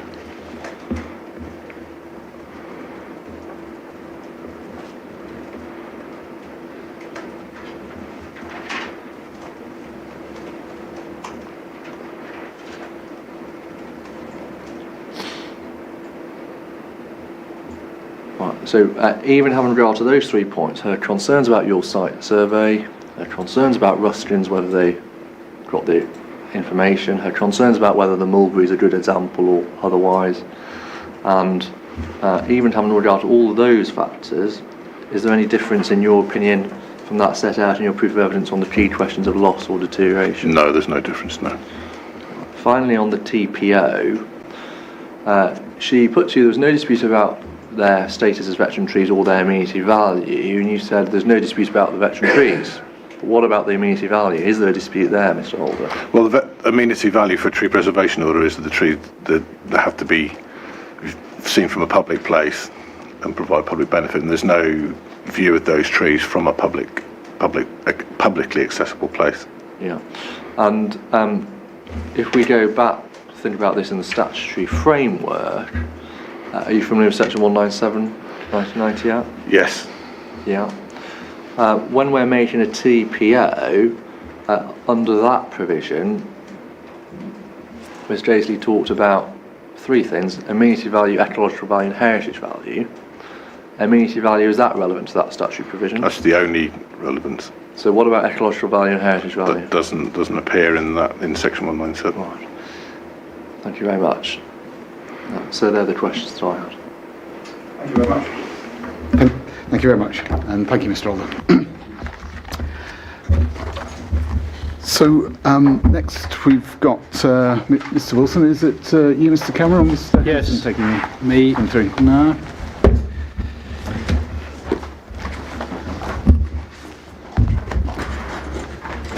So I'll just let Mr. Alder clear up his belongings, and then Mr. Wilson will get into place.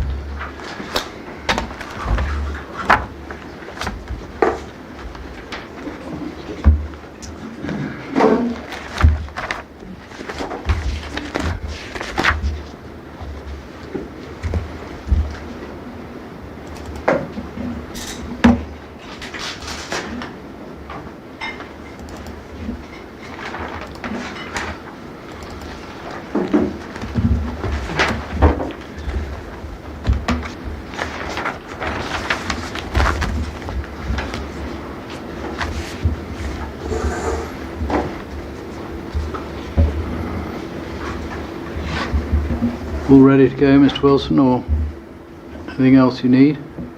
No, that's not fine. You'll press set. You press that and a red light comes on. Does that come on, red light come on? It has. Can you hear me well? No. No? I'm struggling. I think you might need it nearer or speak a bit more. I've got a red light and a green light. It's interesting.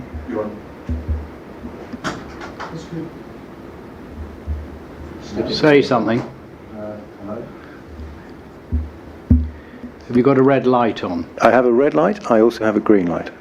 Well, that's right. That's a little better. Yeah. Tremendous. Thank you. You may need to speak up a little bit. I'll do my best. I'm a little bit hoarse, but for which I apologise, but I shall do my best. Thank you very much. Well, to introduce you to the inquiry, are you Thomas Wilson? I am. And you have a proof of evidence, and in your proof of evidence at section 1.1, your qualifications and experience are set out. Indeed. And you are an associate director in the Cultural Heritage and Archaeology team at WSP, and over a professional career of over 28 years, you've worked for a number of different organisations, but just note at 1.1.2, you've worked with Historic England, is that right? That's correct, yes. And also note, and other bodies, 1.1.4, you have taught heritage models on setting and significance at Kingston University. That's correct, yes. Thank you. Now, just while we got the proof, 2 corrections, I think, please. 2.5.1 on page 12. You refer to the Historic England Settings Guidance, which we've got at core document 942, and page references, I think you just need to change those to tell us where paragraph 19 is. It's on page 8 of the PDF on as it is as a core document. So it's page 8, not page 12. Apologies for that. And that applies to 2.5.1 and 2.5.3. Yes, also page 8. Where those steps are set out, with which the inspectors will be familiar. Right. Well, apart from that, there's a declaration of truth and following the guidance of a professional institution and so on at the end of the proof, and indeed at the end of rebuttal. Is the evidence that's set out in your proof and rebuttal true and correct? Yes, it is. Now, can we just go to 1.3 in your evidence, proof of evidence, page 5, and there's a heading purpose of my evidence. Yes. And you've got there 4 different purposes. You cover Clare Hall, Cambridge past, present and future, Cambridge City Council and South Cambridgeshire District Council, and Historic England. Now, today, I'm not going to ask you anything about Clare Hall, which is actually the bulk of your evidence, because they're coming along later and you can give that evidence when they're here and they'll hear it. Very good. And I'm also, today, the topic headings are, first of all, policy context, and then I'm going to go through your 4 purposes, well, the 3 remaining, but I'm going to ask you about them in reverse order. So I'm going to ask you Historic England, then we're going to do the local planning authorities, and then we're doing CPPF. Right. Very good. So shall we just start by reminding ourselves of the MPPF, and we need core document 8.1 for this, please, if everybody's got access to that.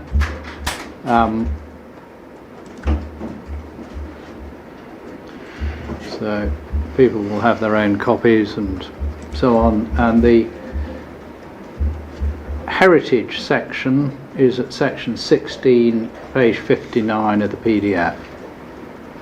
Right. And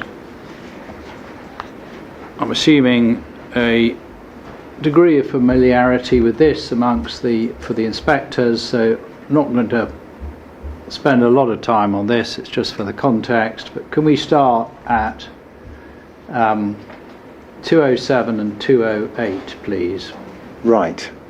And just there, what is the focus of attention for planning decision makers, local planning authorities, or those making recommendations to the Secretary of State? We see there local planning authorities at 207 should require an applicant to describe the significance of any heritage assets affected, including any contribution made by their setting, and so that's what an applicant's advised to do. And then at 208, what local planning authorities are advised to do. But what importance or otherwise do you attribute to the focus on significance?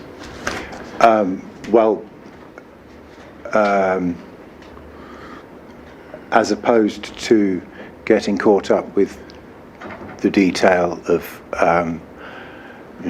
the description of a particular asset, focus on the significance means focusing on what matters in terms of its heritage interests and values.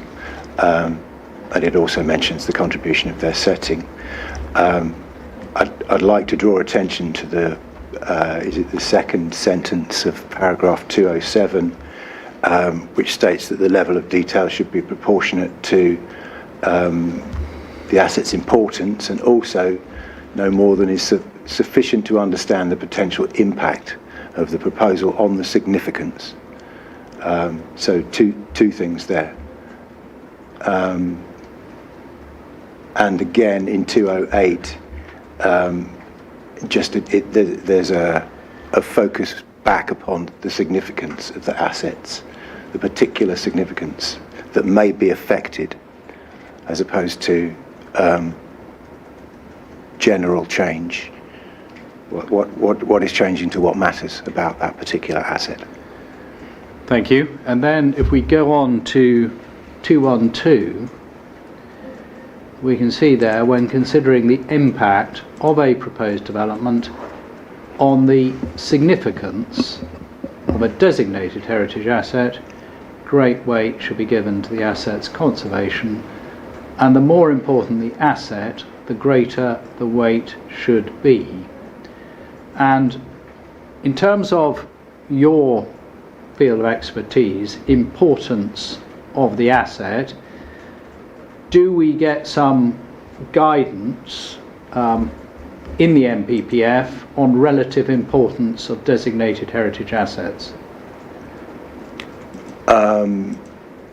If we move on to paragraph 213, there are some examples. There's also a definition of what significance is, which allows you to see where you should be looking.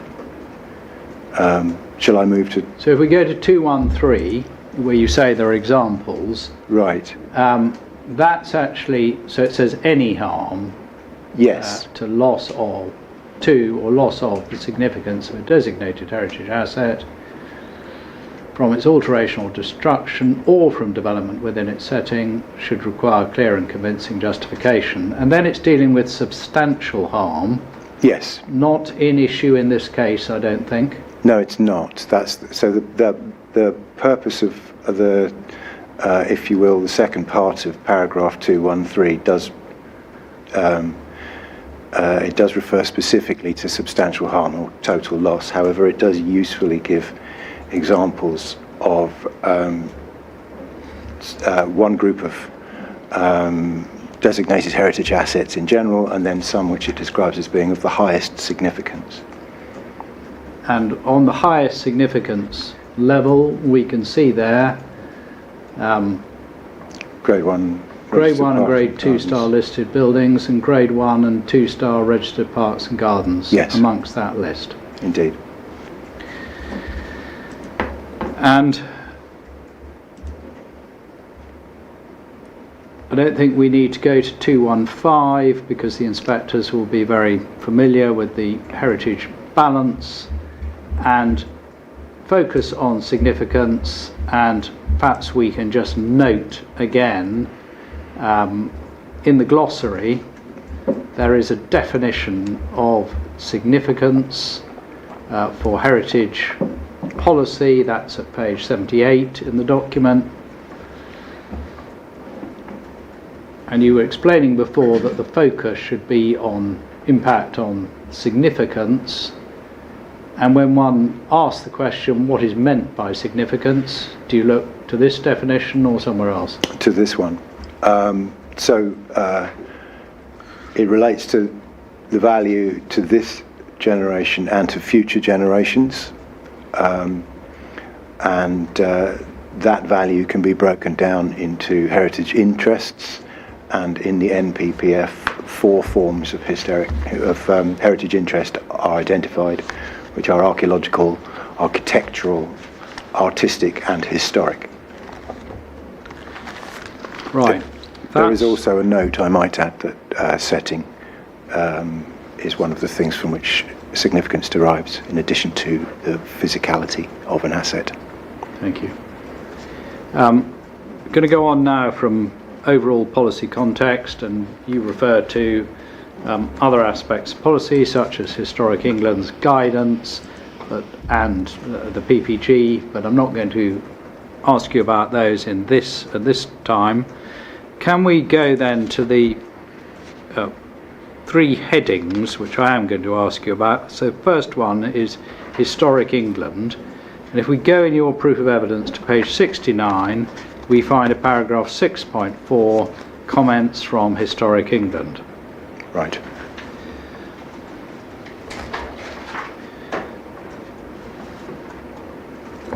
Do you have that? I do.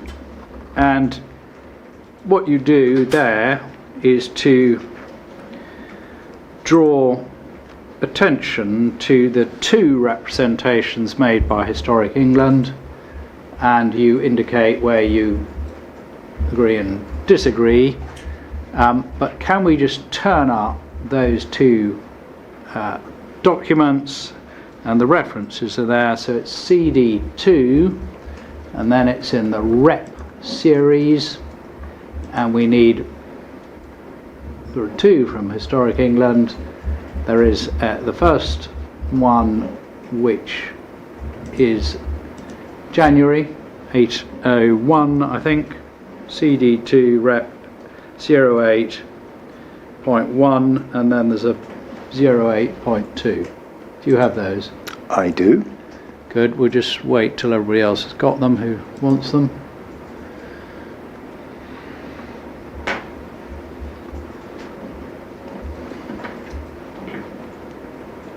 So start with the January one, which should be 08.1. And so this is Historic England commenting on the scheme proposals. And if we go to the first page, and bottom of the page, Historic England considers that any adverse impact the proposed development on designated heritage assets would be minimal. We agree with the conclusions of the heritage assessment submitted with the application that the level of harm to designated heritage assets would be in the range of less than substantial, and then if we go over the page, lower end of the less than substantial range, and that it could be satisfactorily weighed against public benefits of the proposals, and they've got no objection to the application on heritage grounds. So that's Historic England's position. And then if we go to the August representation, which is 08.2, and not asking you about Clare Hall, but if we go to page 1, 3rd paragraph, 2nd paragraph, they quote from their first representation. Then in the 3rd paragraph, they say broadly this remains our considered position, but then they say it's been drawn to their attention details on the drawings and potential impact on the significance of Clare Hall. Yes. And then there's quite a heading, Clare Hall, which we can go into at a later stage. But if you go to page 4, what are their conclusions and advice? Bottom of page, perhaps right. Bottom page 3, advice. Their recommendation is, in general, is that Historic England does not wish to change its position with respect to the proposal as a whole or raise any objections. So any change to their overall position as stated in their first response? No. So the letter largely concerns Clare Hall, however they have taken the opportunity to reiterate their previous statements. Right. So that's Historic England's position, which was first topic heading. Now we're going to go to the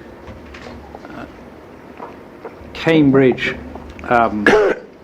City Council position, and can we take up their statement of case, please, which is CD 2316-2. Right. If my notes are right.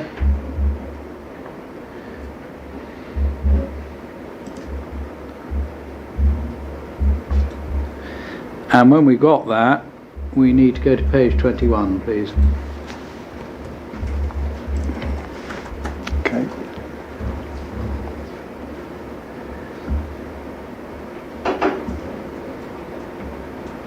And see there that they raise a point. This is the City Council, 8.8, about 8.8, last sentence, potential impact of this new intersection on grade 2 star listed Robinson College, which sits on the junction of Greenwood Road and Herschel Road, has not been included in this assessment, and consideration should be given to this heritage asset. So that was the City Council drawing attention to a heritage asset, grade 2 star Robinson College, which sits north of Clare Hall. Yes. And did you then, in your proof, consider that point that had been drawn to your attention by the City Council? Yes, I did. It is outlined in my proof of evidence, section 5.2. Page 38.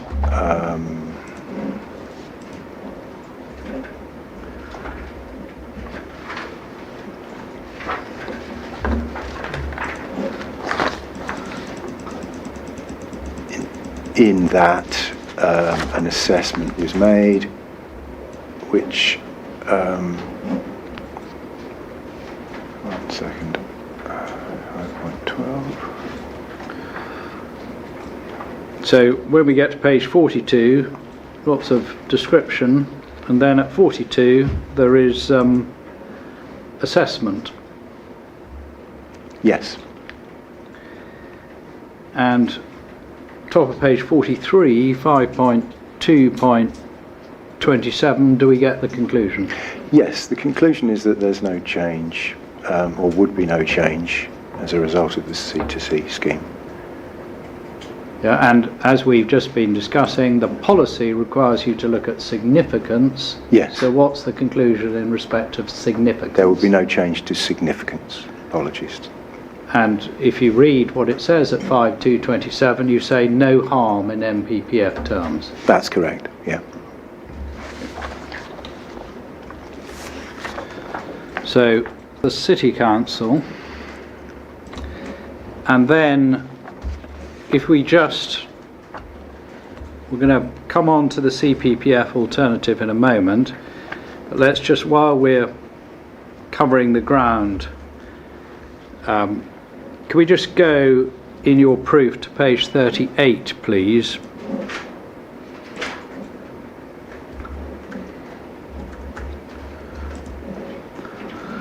And there are other heritage assets to which attention is drawn, and this is 5.1.8.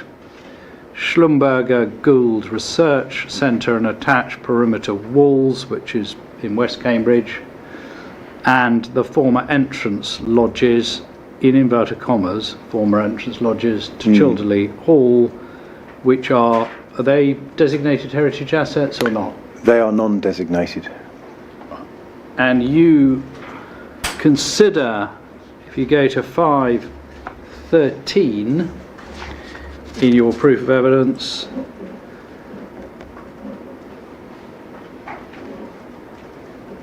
Schlumberger, 5.13, page 50 to 51, conclusion 5.13.6, minor adverse effect, and what about in MPPF terms? What's the assessment? It's less than substantial harm, and it would be towards the bottom of that range, So between no harm and substantial harm, it is down towards the bottom, near at the lowest end of the lower end of less than substantial harm. And then, in inverted commas, former entrance lodges to Childerley Hall. Why are they in inverted commas? Okay, so there is an incorrect description of these two non-designated assets in the heritage environmental statement. They were, yes, described incorrectly.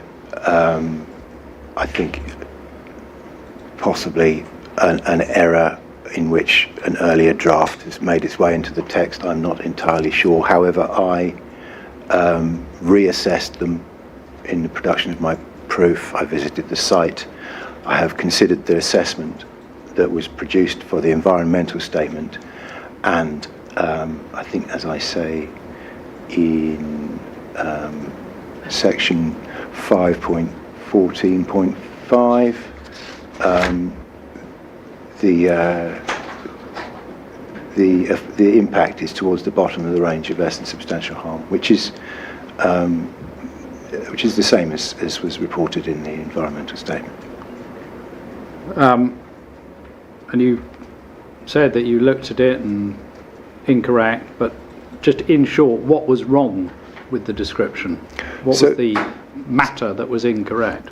So there are a pair of buildings which sit at the long entranceway that runs up to the north into Childerley Hall, and they were misinterpreted as entrance lodges. They may have been entrance lodges at some time.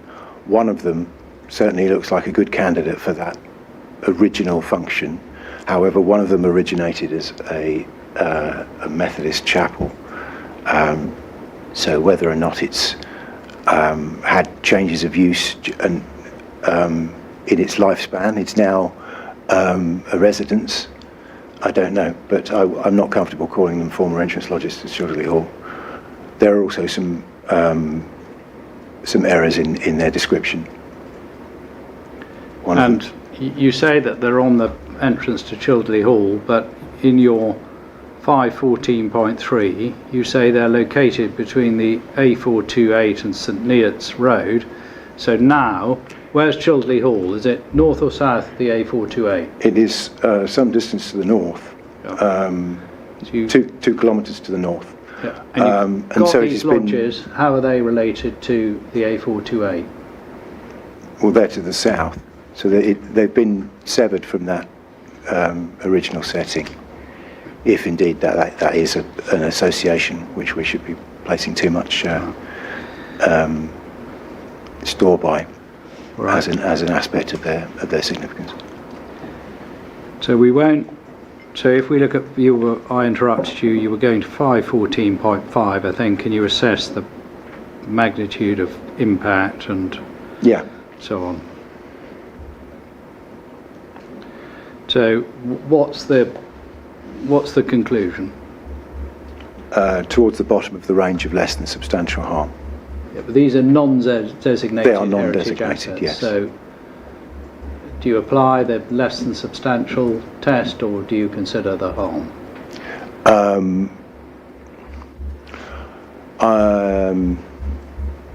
Well, the test within the NPF wouldn't apply because they're not designated. So it's a form of words, but the conclusions from it wouldn't necessarily apply, or they would not apply. So if we go to 216 in the MPPF,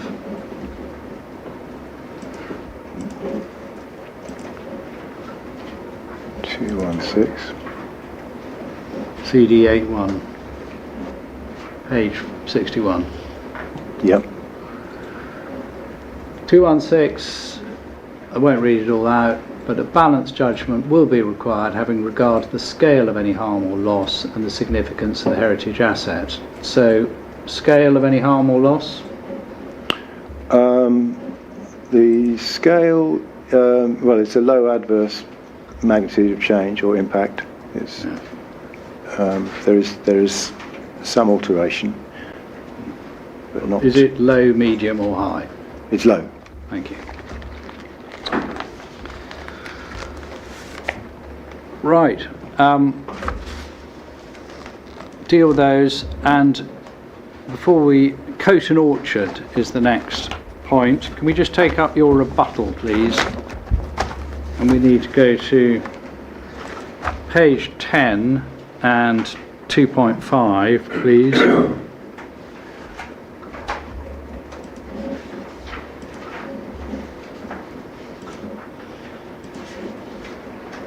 Right.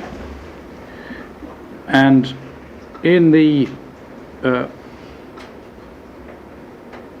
objections made by Coton Orchard Limited and Houston Crest Properties Limited, I think you've left off the Houston in 2.5.1, and Ms. Gaisley, she drew attention to the fact that the orchard had provided shelter to Austrian Jews fleeing persecution, and that this gave it a heritage interest. Is this something that you've considered? Yes, it is. Very much so. And what are your conclusions? Well, so that is an oral history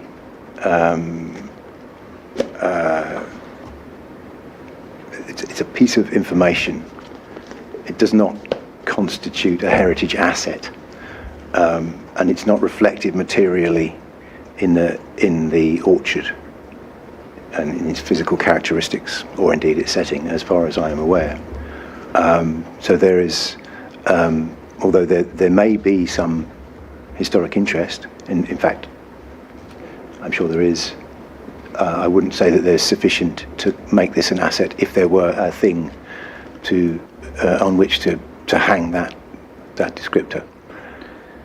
So in your 2.5.2 at the top of page 11, you say, I do not regard the historic value that Coton Orchard have identified equals sufficient significance as defined by the MPPF for it to be regarded as a heritage asset. Yes. So the second thing that Coton Orchard put forward as part of their argument that the orchard holds significant historic value is by virtue of being part of Cambridgeshire's fruit growing heritage. That is not something which in itself carries sufficient heritage interests for it to be regarded as a heritage asset. So on both points, I don't think that there is sufficient significance here to be considered as an asset. Thank you. Now we're going to turn to the CPPF alternative. Right. And we need your proof again at 5.1.5 on page 38, top of page 38. It's just a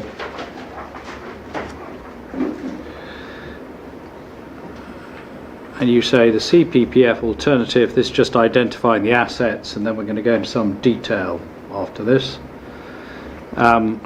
would result in different changes to the settings of 5 designated heritage assets in comparison to the C2C scheme. Now, and there's a list there of assets, but just so there's no confusion, the Church of St Peter, a Grade 1 listed building, and Coton Conservation Area, are they affected by this? Would they be affected by the CPPF alternative scheme?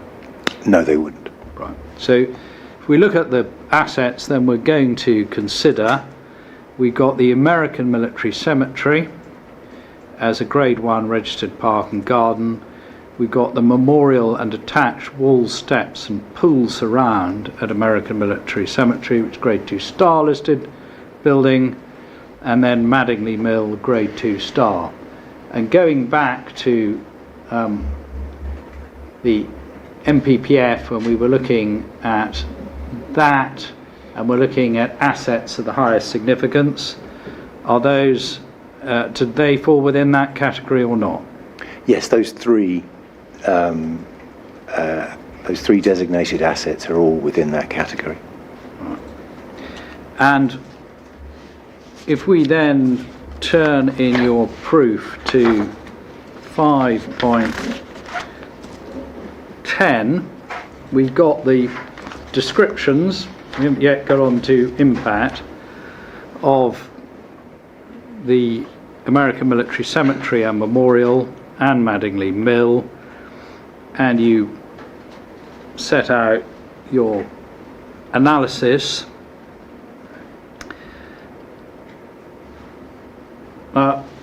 First asset I'm going to ask about is the listed building as opposed to the registered park or garden, and the curtilage of the listed building first, and we'll deal with the registered park or garden next and separately. So 5.10.9, what is the extent of the southern extent of the curtilage of the memorial? There is a wall, a memorial wall running along, roughly parallel to the road, which defines the boundary of the listed building. Now, in my opinion. Different point, we're going to turn to the registered park or garden, and for this we're going to need your bundle of appendices, and I hope we're going to, through this, to answer the inspector's, or have an attempt at answering the inspector's question on the extent of the RPG. So if we can, and although we're, perhaps I should say registered park or garden as we're moving on to the military cemetery, RPG means something else in the military. So if we've got your appendices, and I'd like to go in that to page 11. No.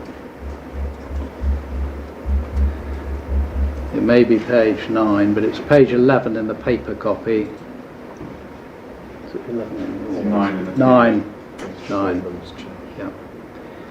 So we've got there, this is, if we flip up a few pages to page 5, official list entry, heritage category, park and garden, grade 1. And then if we go on to page 9, there is a map with a marking on it, and if we just, so that we go to page 10 PDF, we see this map is for quick reference purposes only and may not be to scale, but if so, with that caveat in mind, we go to page 9. What's the southern extent of the registered park or garden? It runs along the highway boundary. It's demarcated by the hedgerow, which is at the bottom of the, or rather the top of the car park. So is the hedge in or out of the registered park or garden? Oh, it's inside. It's inside the registered park and garden. Thank you. And so that's the registered park or garden itself as opposed to its setting. And if we look at setting, if we go to page 48 of your proof of evidence, 5.10.15,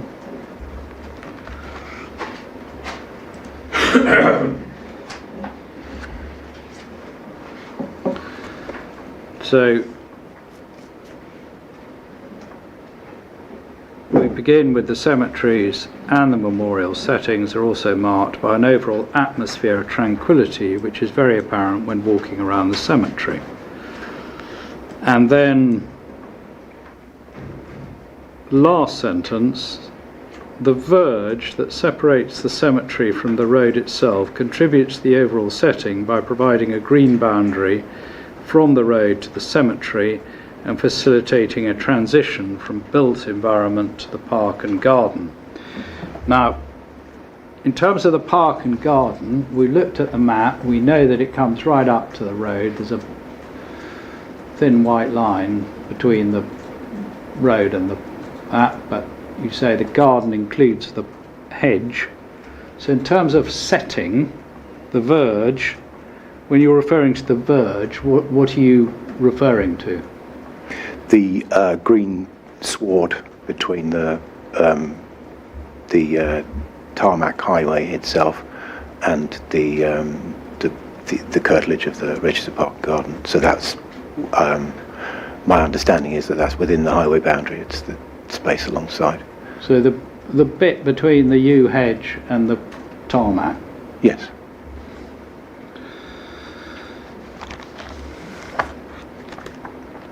Now, you've carried out an assessment in your proof. Now, at the time of your proof, if you go to 6.2 on page 64,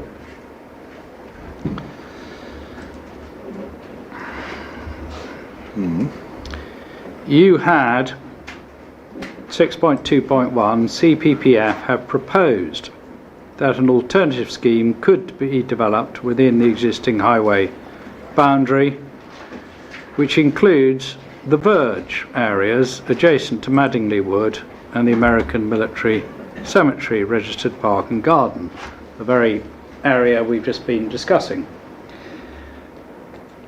Now, when you assess this scheme, because there are three elements we're going to look at on this, you refer to the statement of case from CPPF. So this is the CPPF's April 2025 scheme. Yes. Because you didn't have the August 2025 scheme because it came with their proof. Correct. And this is the one with the central bus lane in it. Yes. And so that's what you're considering in your proof. And you then say 6.2.3, several design assumptions have been made by WSP when developing a design for the CPPF alternative. Now, did WSP develop a design for the CPPF alternative? Not as such, no. Please understand that the engineering design is not my area. What has been produced is not what would be described as a design. In fact, it was entitled an engineering assessment, I believe. So can we take up is it core document 931 that we need to take up? Yes, that's what I'm referring to, yes. Right. So this is an engineering CPPF alternative scheme engineering assessment. Yes. And did you have this document to hand when you wrote your proof? Yes, I did. And when at 6.2.3 you've made design assumptions, where did you get those from? Well, they are the assumptions of the initial engineering assessment, which I have discussed with the engineering designers at WSP. And if we've got 931 to hand, can we go to page 36, please, where we find a figure 3.6,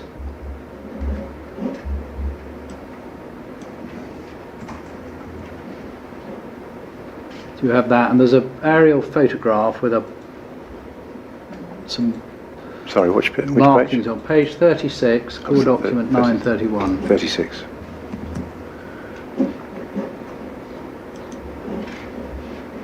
Yep. And is this or is this not the information on which you base the assessment in your proof? Yeah, Well, is that's it or right. is it not? Yes, that's right. Well, it can't. You can't answer yes to that because anyway. Never mind. This is the. Is this the?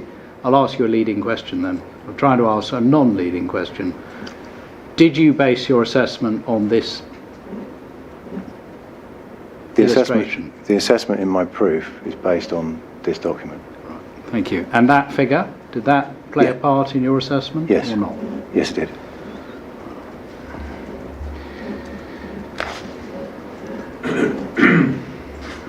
Now, you then carried out your assessment on the basis of that, and we have your analysis at 6.2.5 to 6.211, and you say at 6 to 11 you get to degree of less than substantial harm would be towards the low end of that range. Yeah. Yep. Yes, that's correct. And then 6.2.12, this assessment assumes a best case that any land take is only on the southern side of Madingley Road and that no land outside the highway boundary, which includes the verge, would be required. However, if land take on the northern side of Madingley Road was required, the assessment would need to be reviewed, particularly in the case of the American Military Cemetery and Memorial, as land within their curtilage may be physically affected. So Yes. you're saying low end of the range, but that's based on a best case assessment, and that you'd have to review the position if it went outside the highway boundary. That's right, yes. That was the situation at the time. Yes. And now we have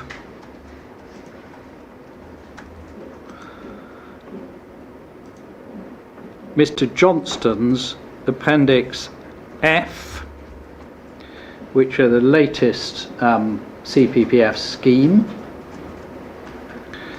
So that's page 88 in CD 26-10-W2-1.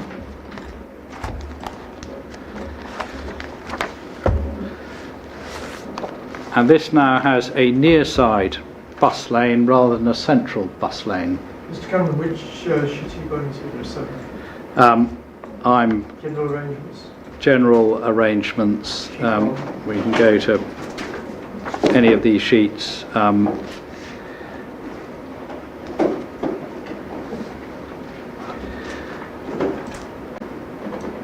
So, Mr. Wilson, have you had a chance to consider these drawings? Yes, I have. And does that make any difference to the analysis you've conducted? It does.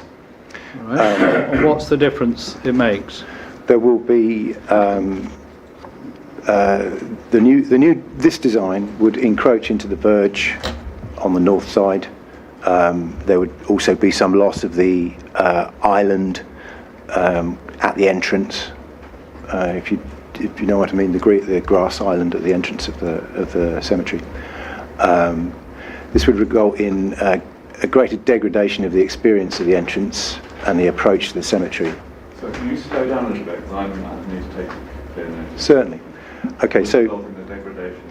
of the Greater degradation. greater to the degradation entrance. of the experience of the entrance and the approach to the cemetery.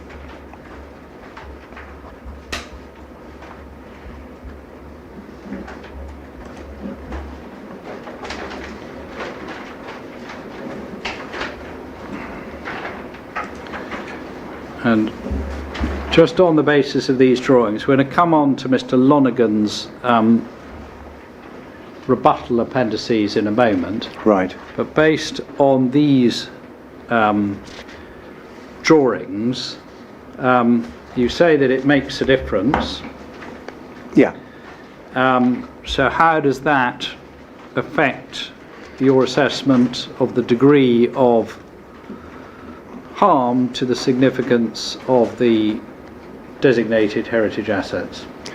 Well, I found that the impact is still less than substantial harm, and it's still on the low side of less than substantial, but it is a greater degree of harm than the previous design as shown in the initial engineering assessment produced by WSP.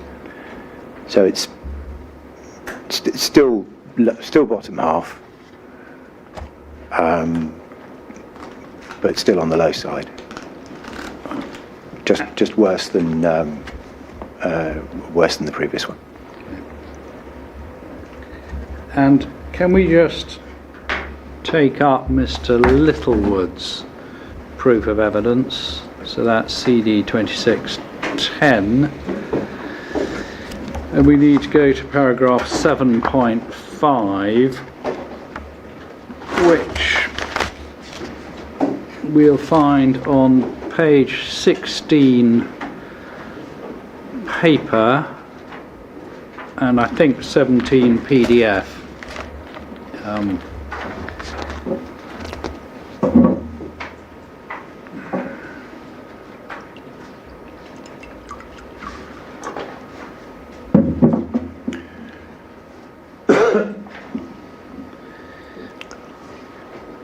And if you have that, is 7.5, and he says scheme would be constructed in the highway boundary outside the American Cemetery, which is a grade 1 registered park and garden.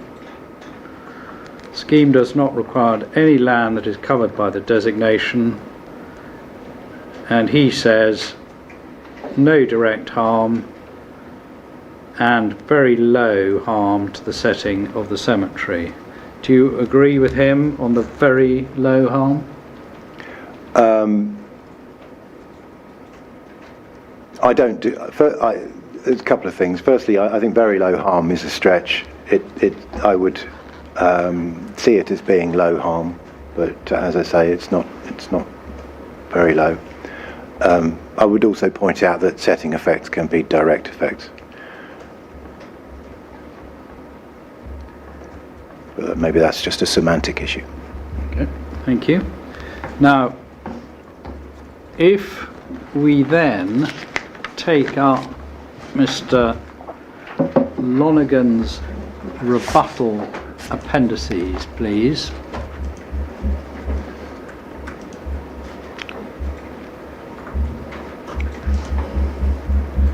And that is CD 2601 at W34. And in that, if we can go to, if we start at page 30, please, because that's where we get the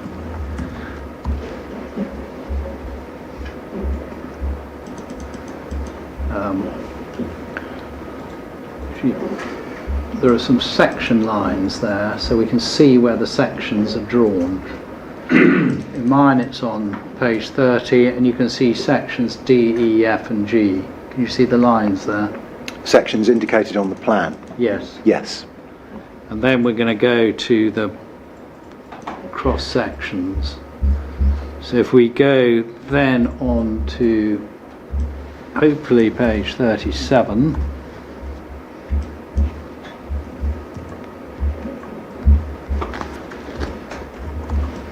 and we there have AA, BC, and let's go down to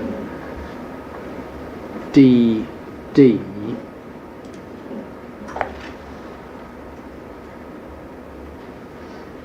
And we'll see there the sections, and if you look on the left-hand side of DD, Ah, yes.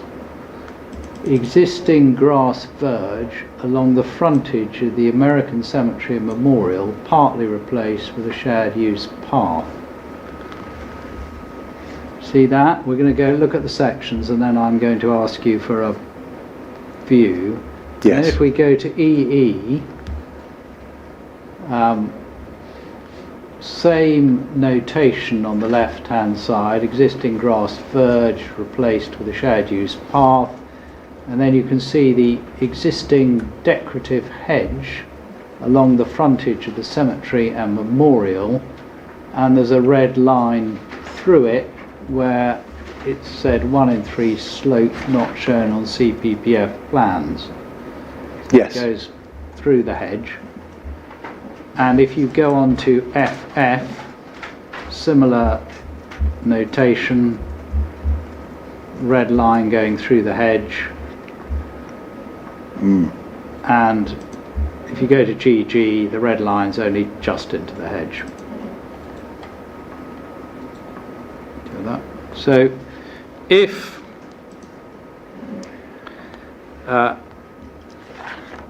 one were to assume that Mr. Lonergan was right and you had to create a slope and you had to remove the hedge, what would your view be on the extent of the harm to the registered park or garden? Okay. We've mentioned the hedge before, but I don't recall saying that it's the American Military Cemetery Commission's opinion that that is an original feature.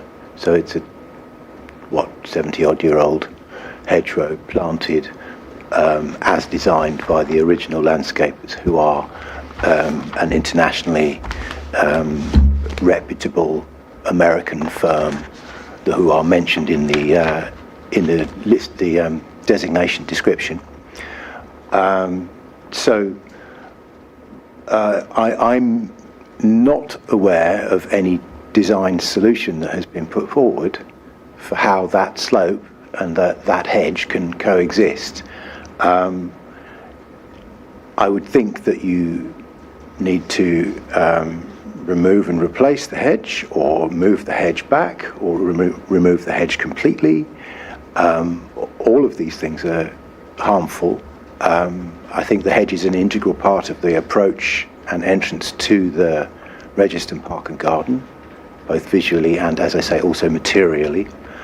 And because it's an original feature, it can't be just swapped out for a new one. So the impact is increased. The harm is increased.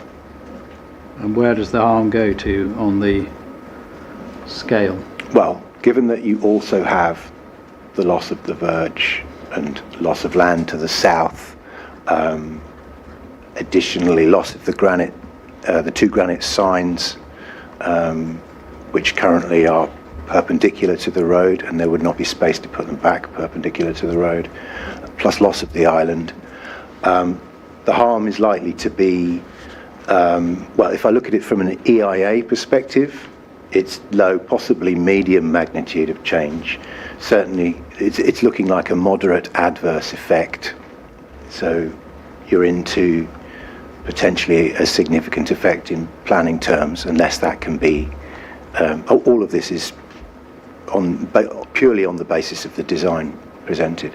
So in terms of harm as a heritage asset, it is less than substantial, but it is somewhere it's approximately in the middle of that range of less than substantial, or possibly a little higher.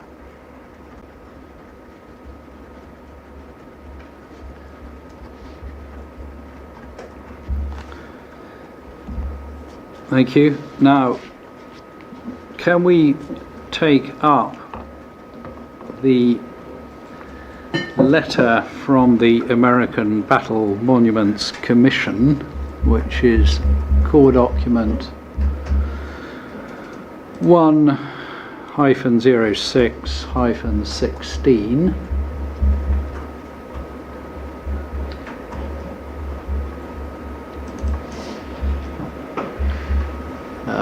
The consultation letters, and we need to go in that document to page 5.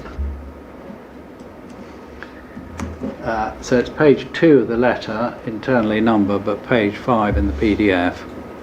Right. And you've got the bottom photograph is of the yew hedge. Yes. And they say, last paragraph on the page, the English yew shrubs, incidentally, are the original plantings from the mid-1950s, where the cemetery was first opened. Any development option that includes expanding the A1303 into the verge risks further damage to the vitality of this original memorial feature. Not only would this bring vehicle emissions and winter salt physically close to the hedge, thus increasing stress on the plants, but the construction itself might irreparably damage or destroy the plant. So is that where you've got your information about the fact it's the original hedge, or did you get it from somewhere else? No, I'm taking them at their word on that basis. So that's where that comes from. And that's a useful reference, so thank you. And if we look at page 6, and we look at what their conclusions are, American Battle Monuments Commission, one of stakeholders, with that in mind, this is before the 1 to 4 number points, Cambridge American Cemetery would like to support development options that correspond to the interests laid out above, which include the following elements: reduce noise pollution, protect the meadow grass, the verge and border shrub by avoiding expansion, road construction on the A1303, sustain public accessibility, and so on. So that was their position. Can we now just have a look at the enclosure 1? And if you go to page 8, there's a letter there, a bit of history in itself, I think, from Sir Anthony Eden, when he was Foreign Secretary, to the American ambassador. And if you go to page 9, there's a subparagraph E, in the language of the time: arrangement shall be made by Her Majesty's Government so that, during such time as the area defined in pink on the map is used as a cemetery, the area coloured yellow will be restricted to agricultural use, and the American Battle Monuments Commission will be consulted about any proposal to develop the area coloured blue. So this is a letter, formal letter from Her Majesty's Government, as it then was, the Foreign Secretary, to the American ambassador. And if we turn on to page 11, we see the map and plan referred to.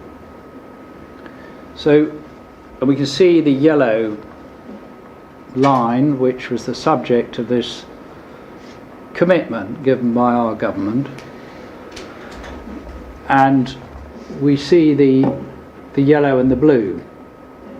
So from a heritage point of view, using kind of modern language, what's the point of the yellow area?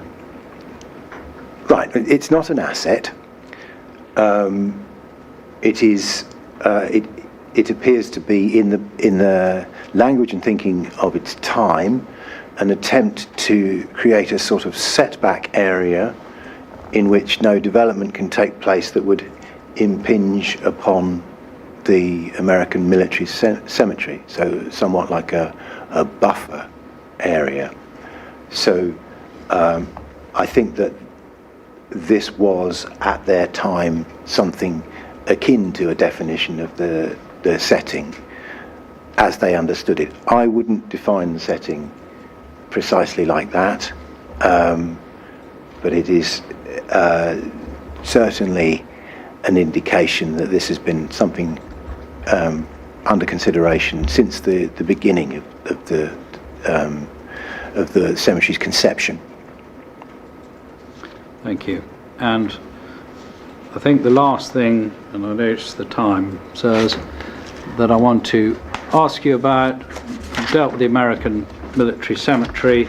Just quickly, can we just note your position on Madingley Mill, because that's grade 2 star as well, as you've already said. Yes. And what's the impact on Madingley Mill of these proposals? Well,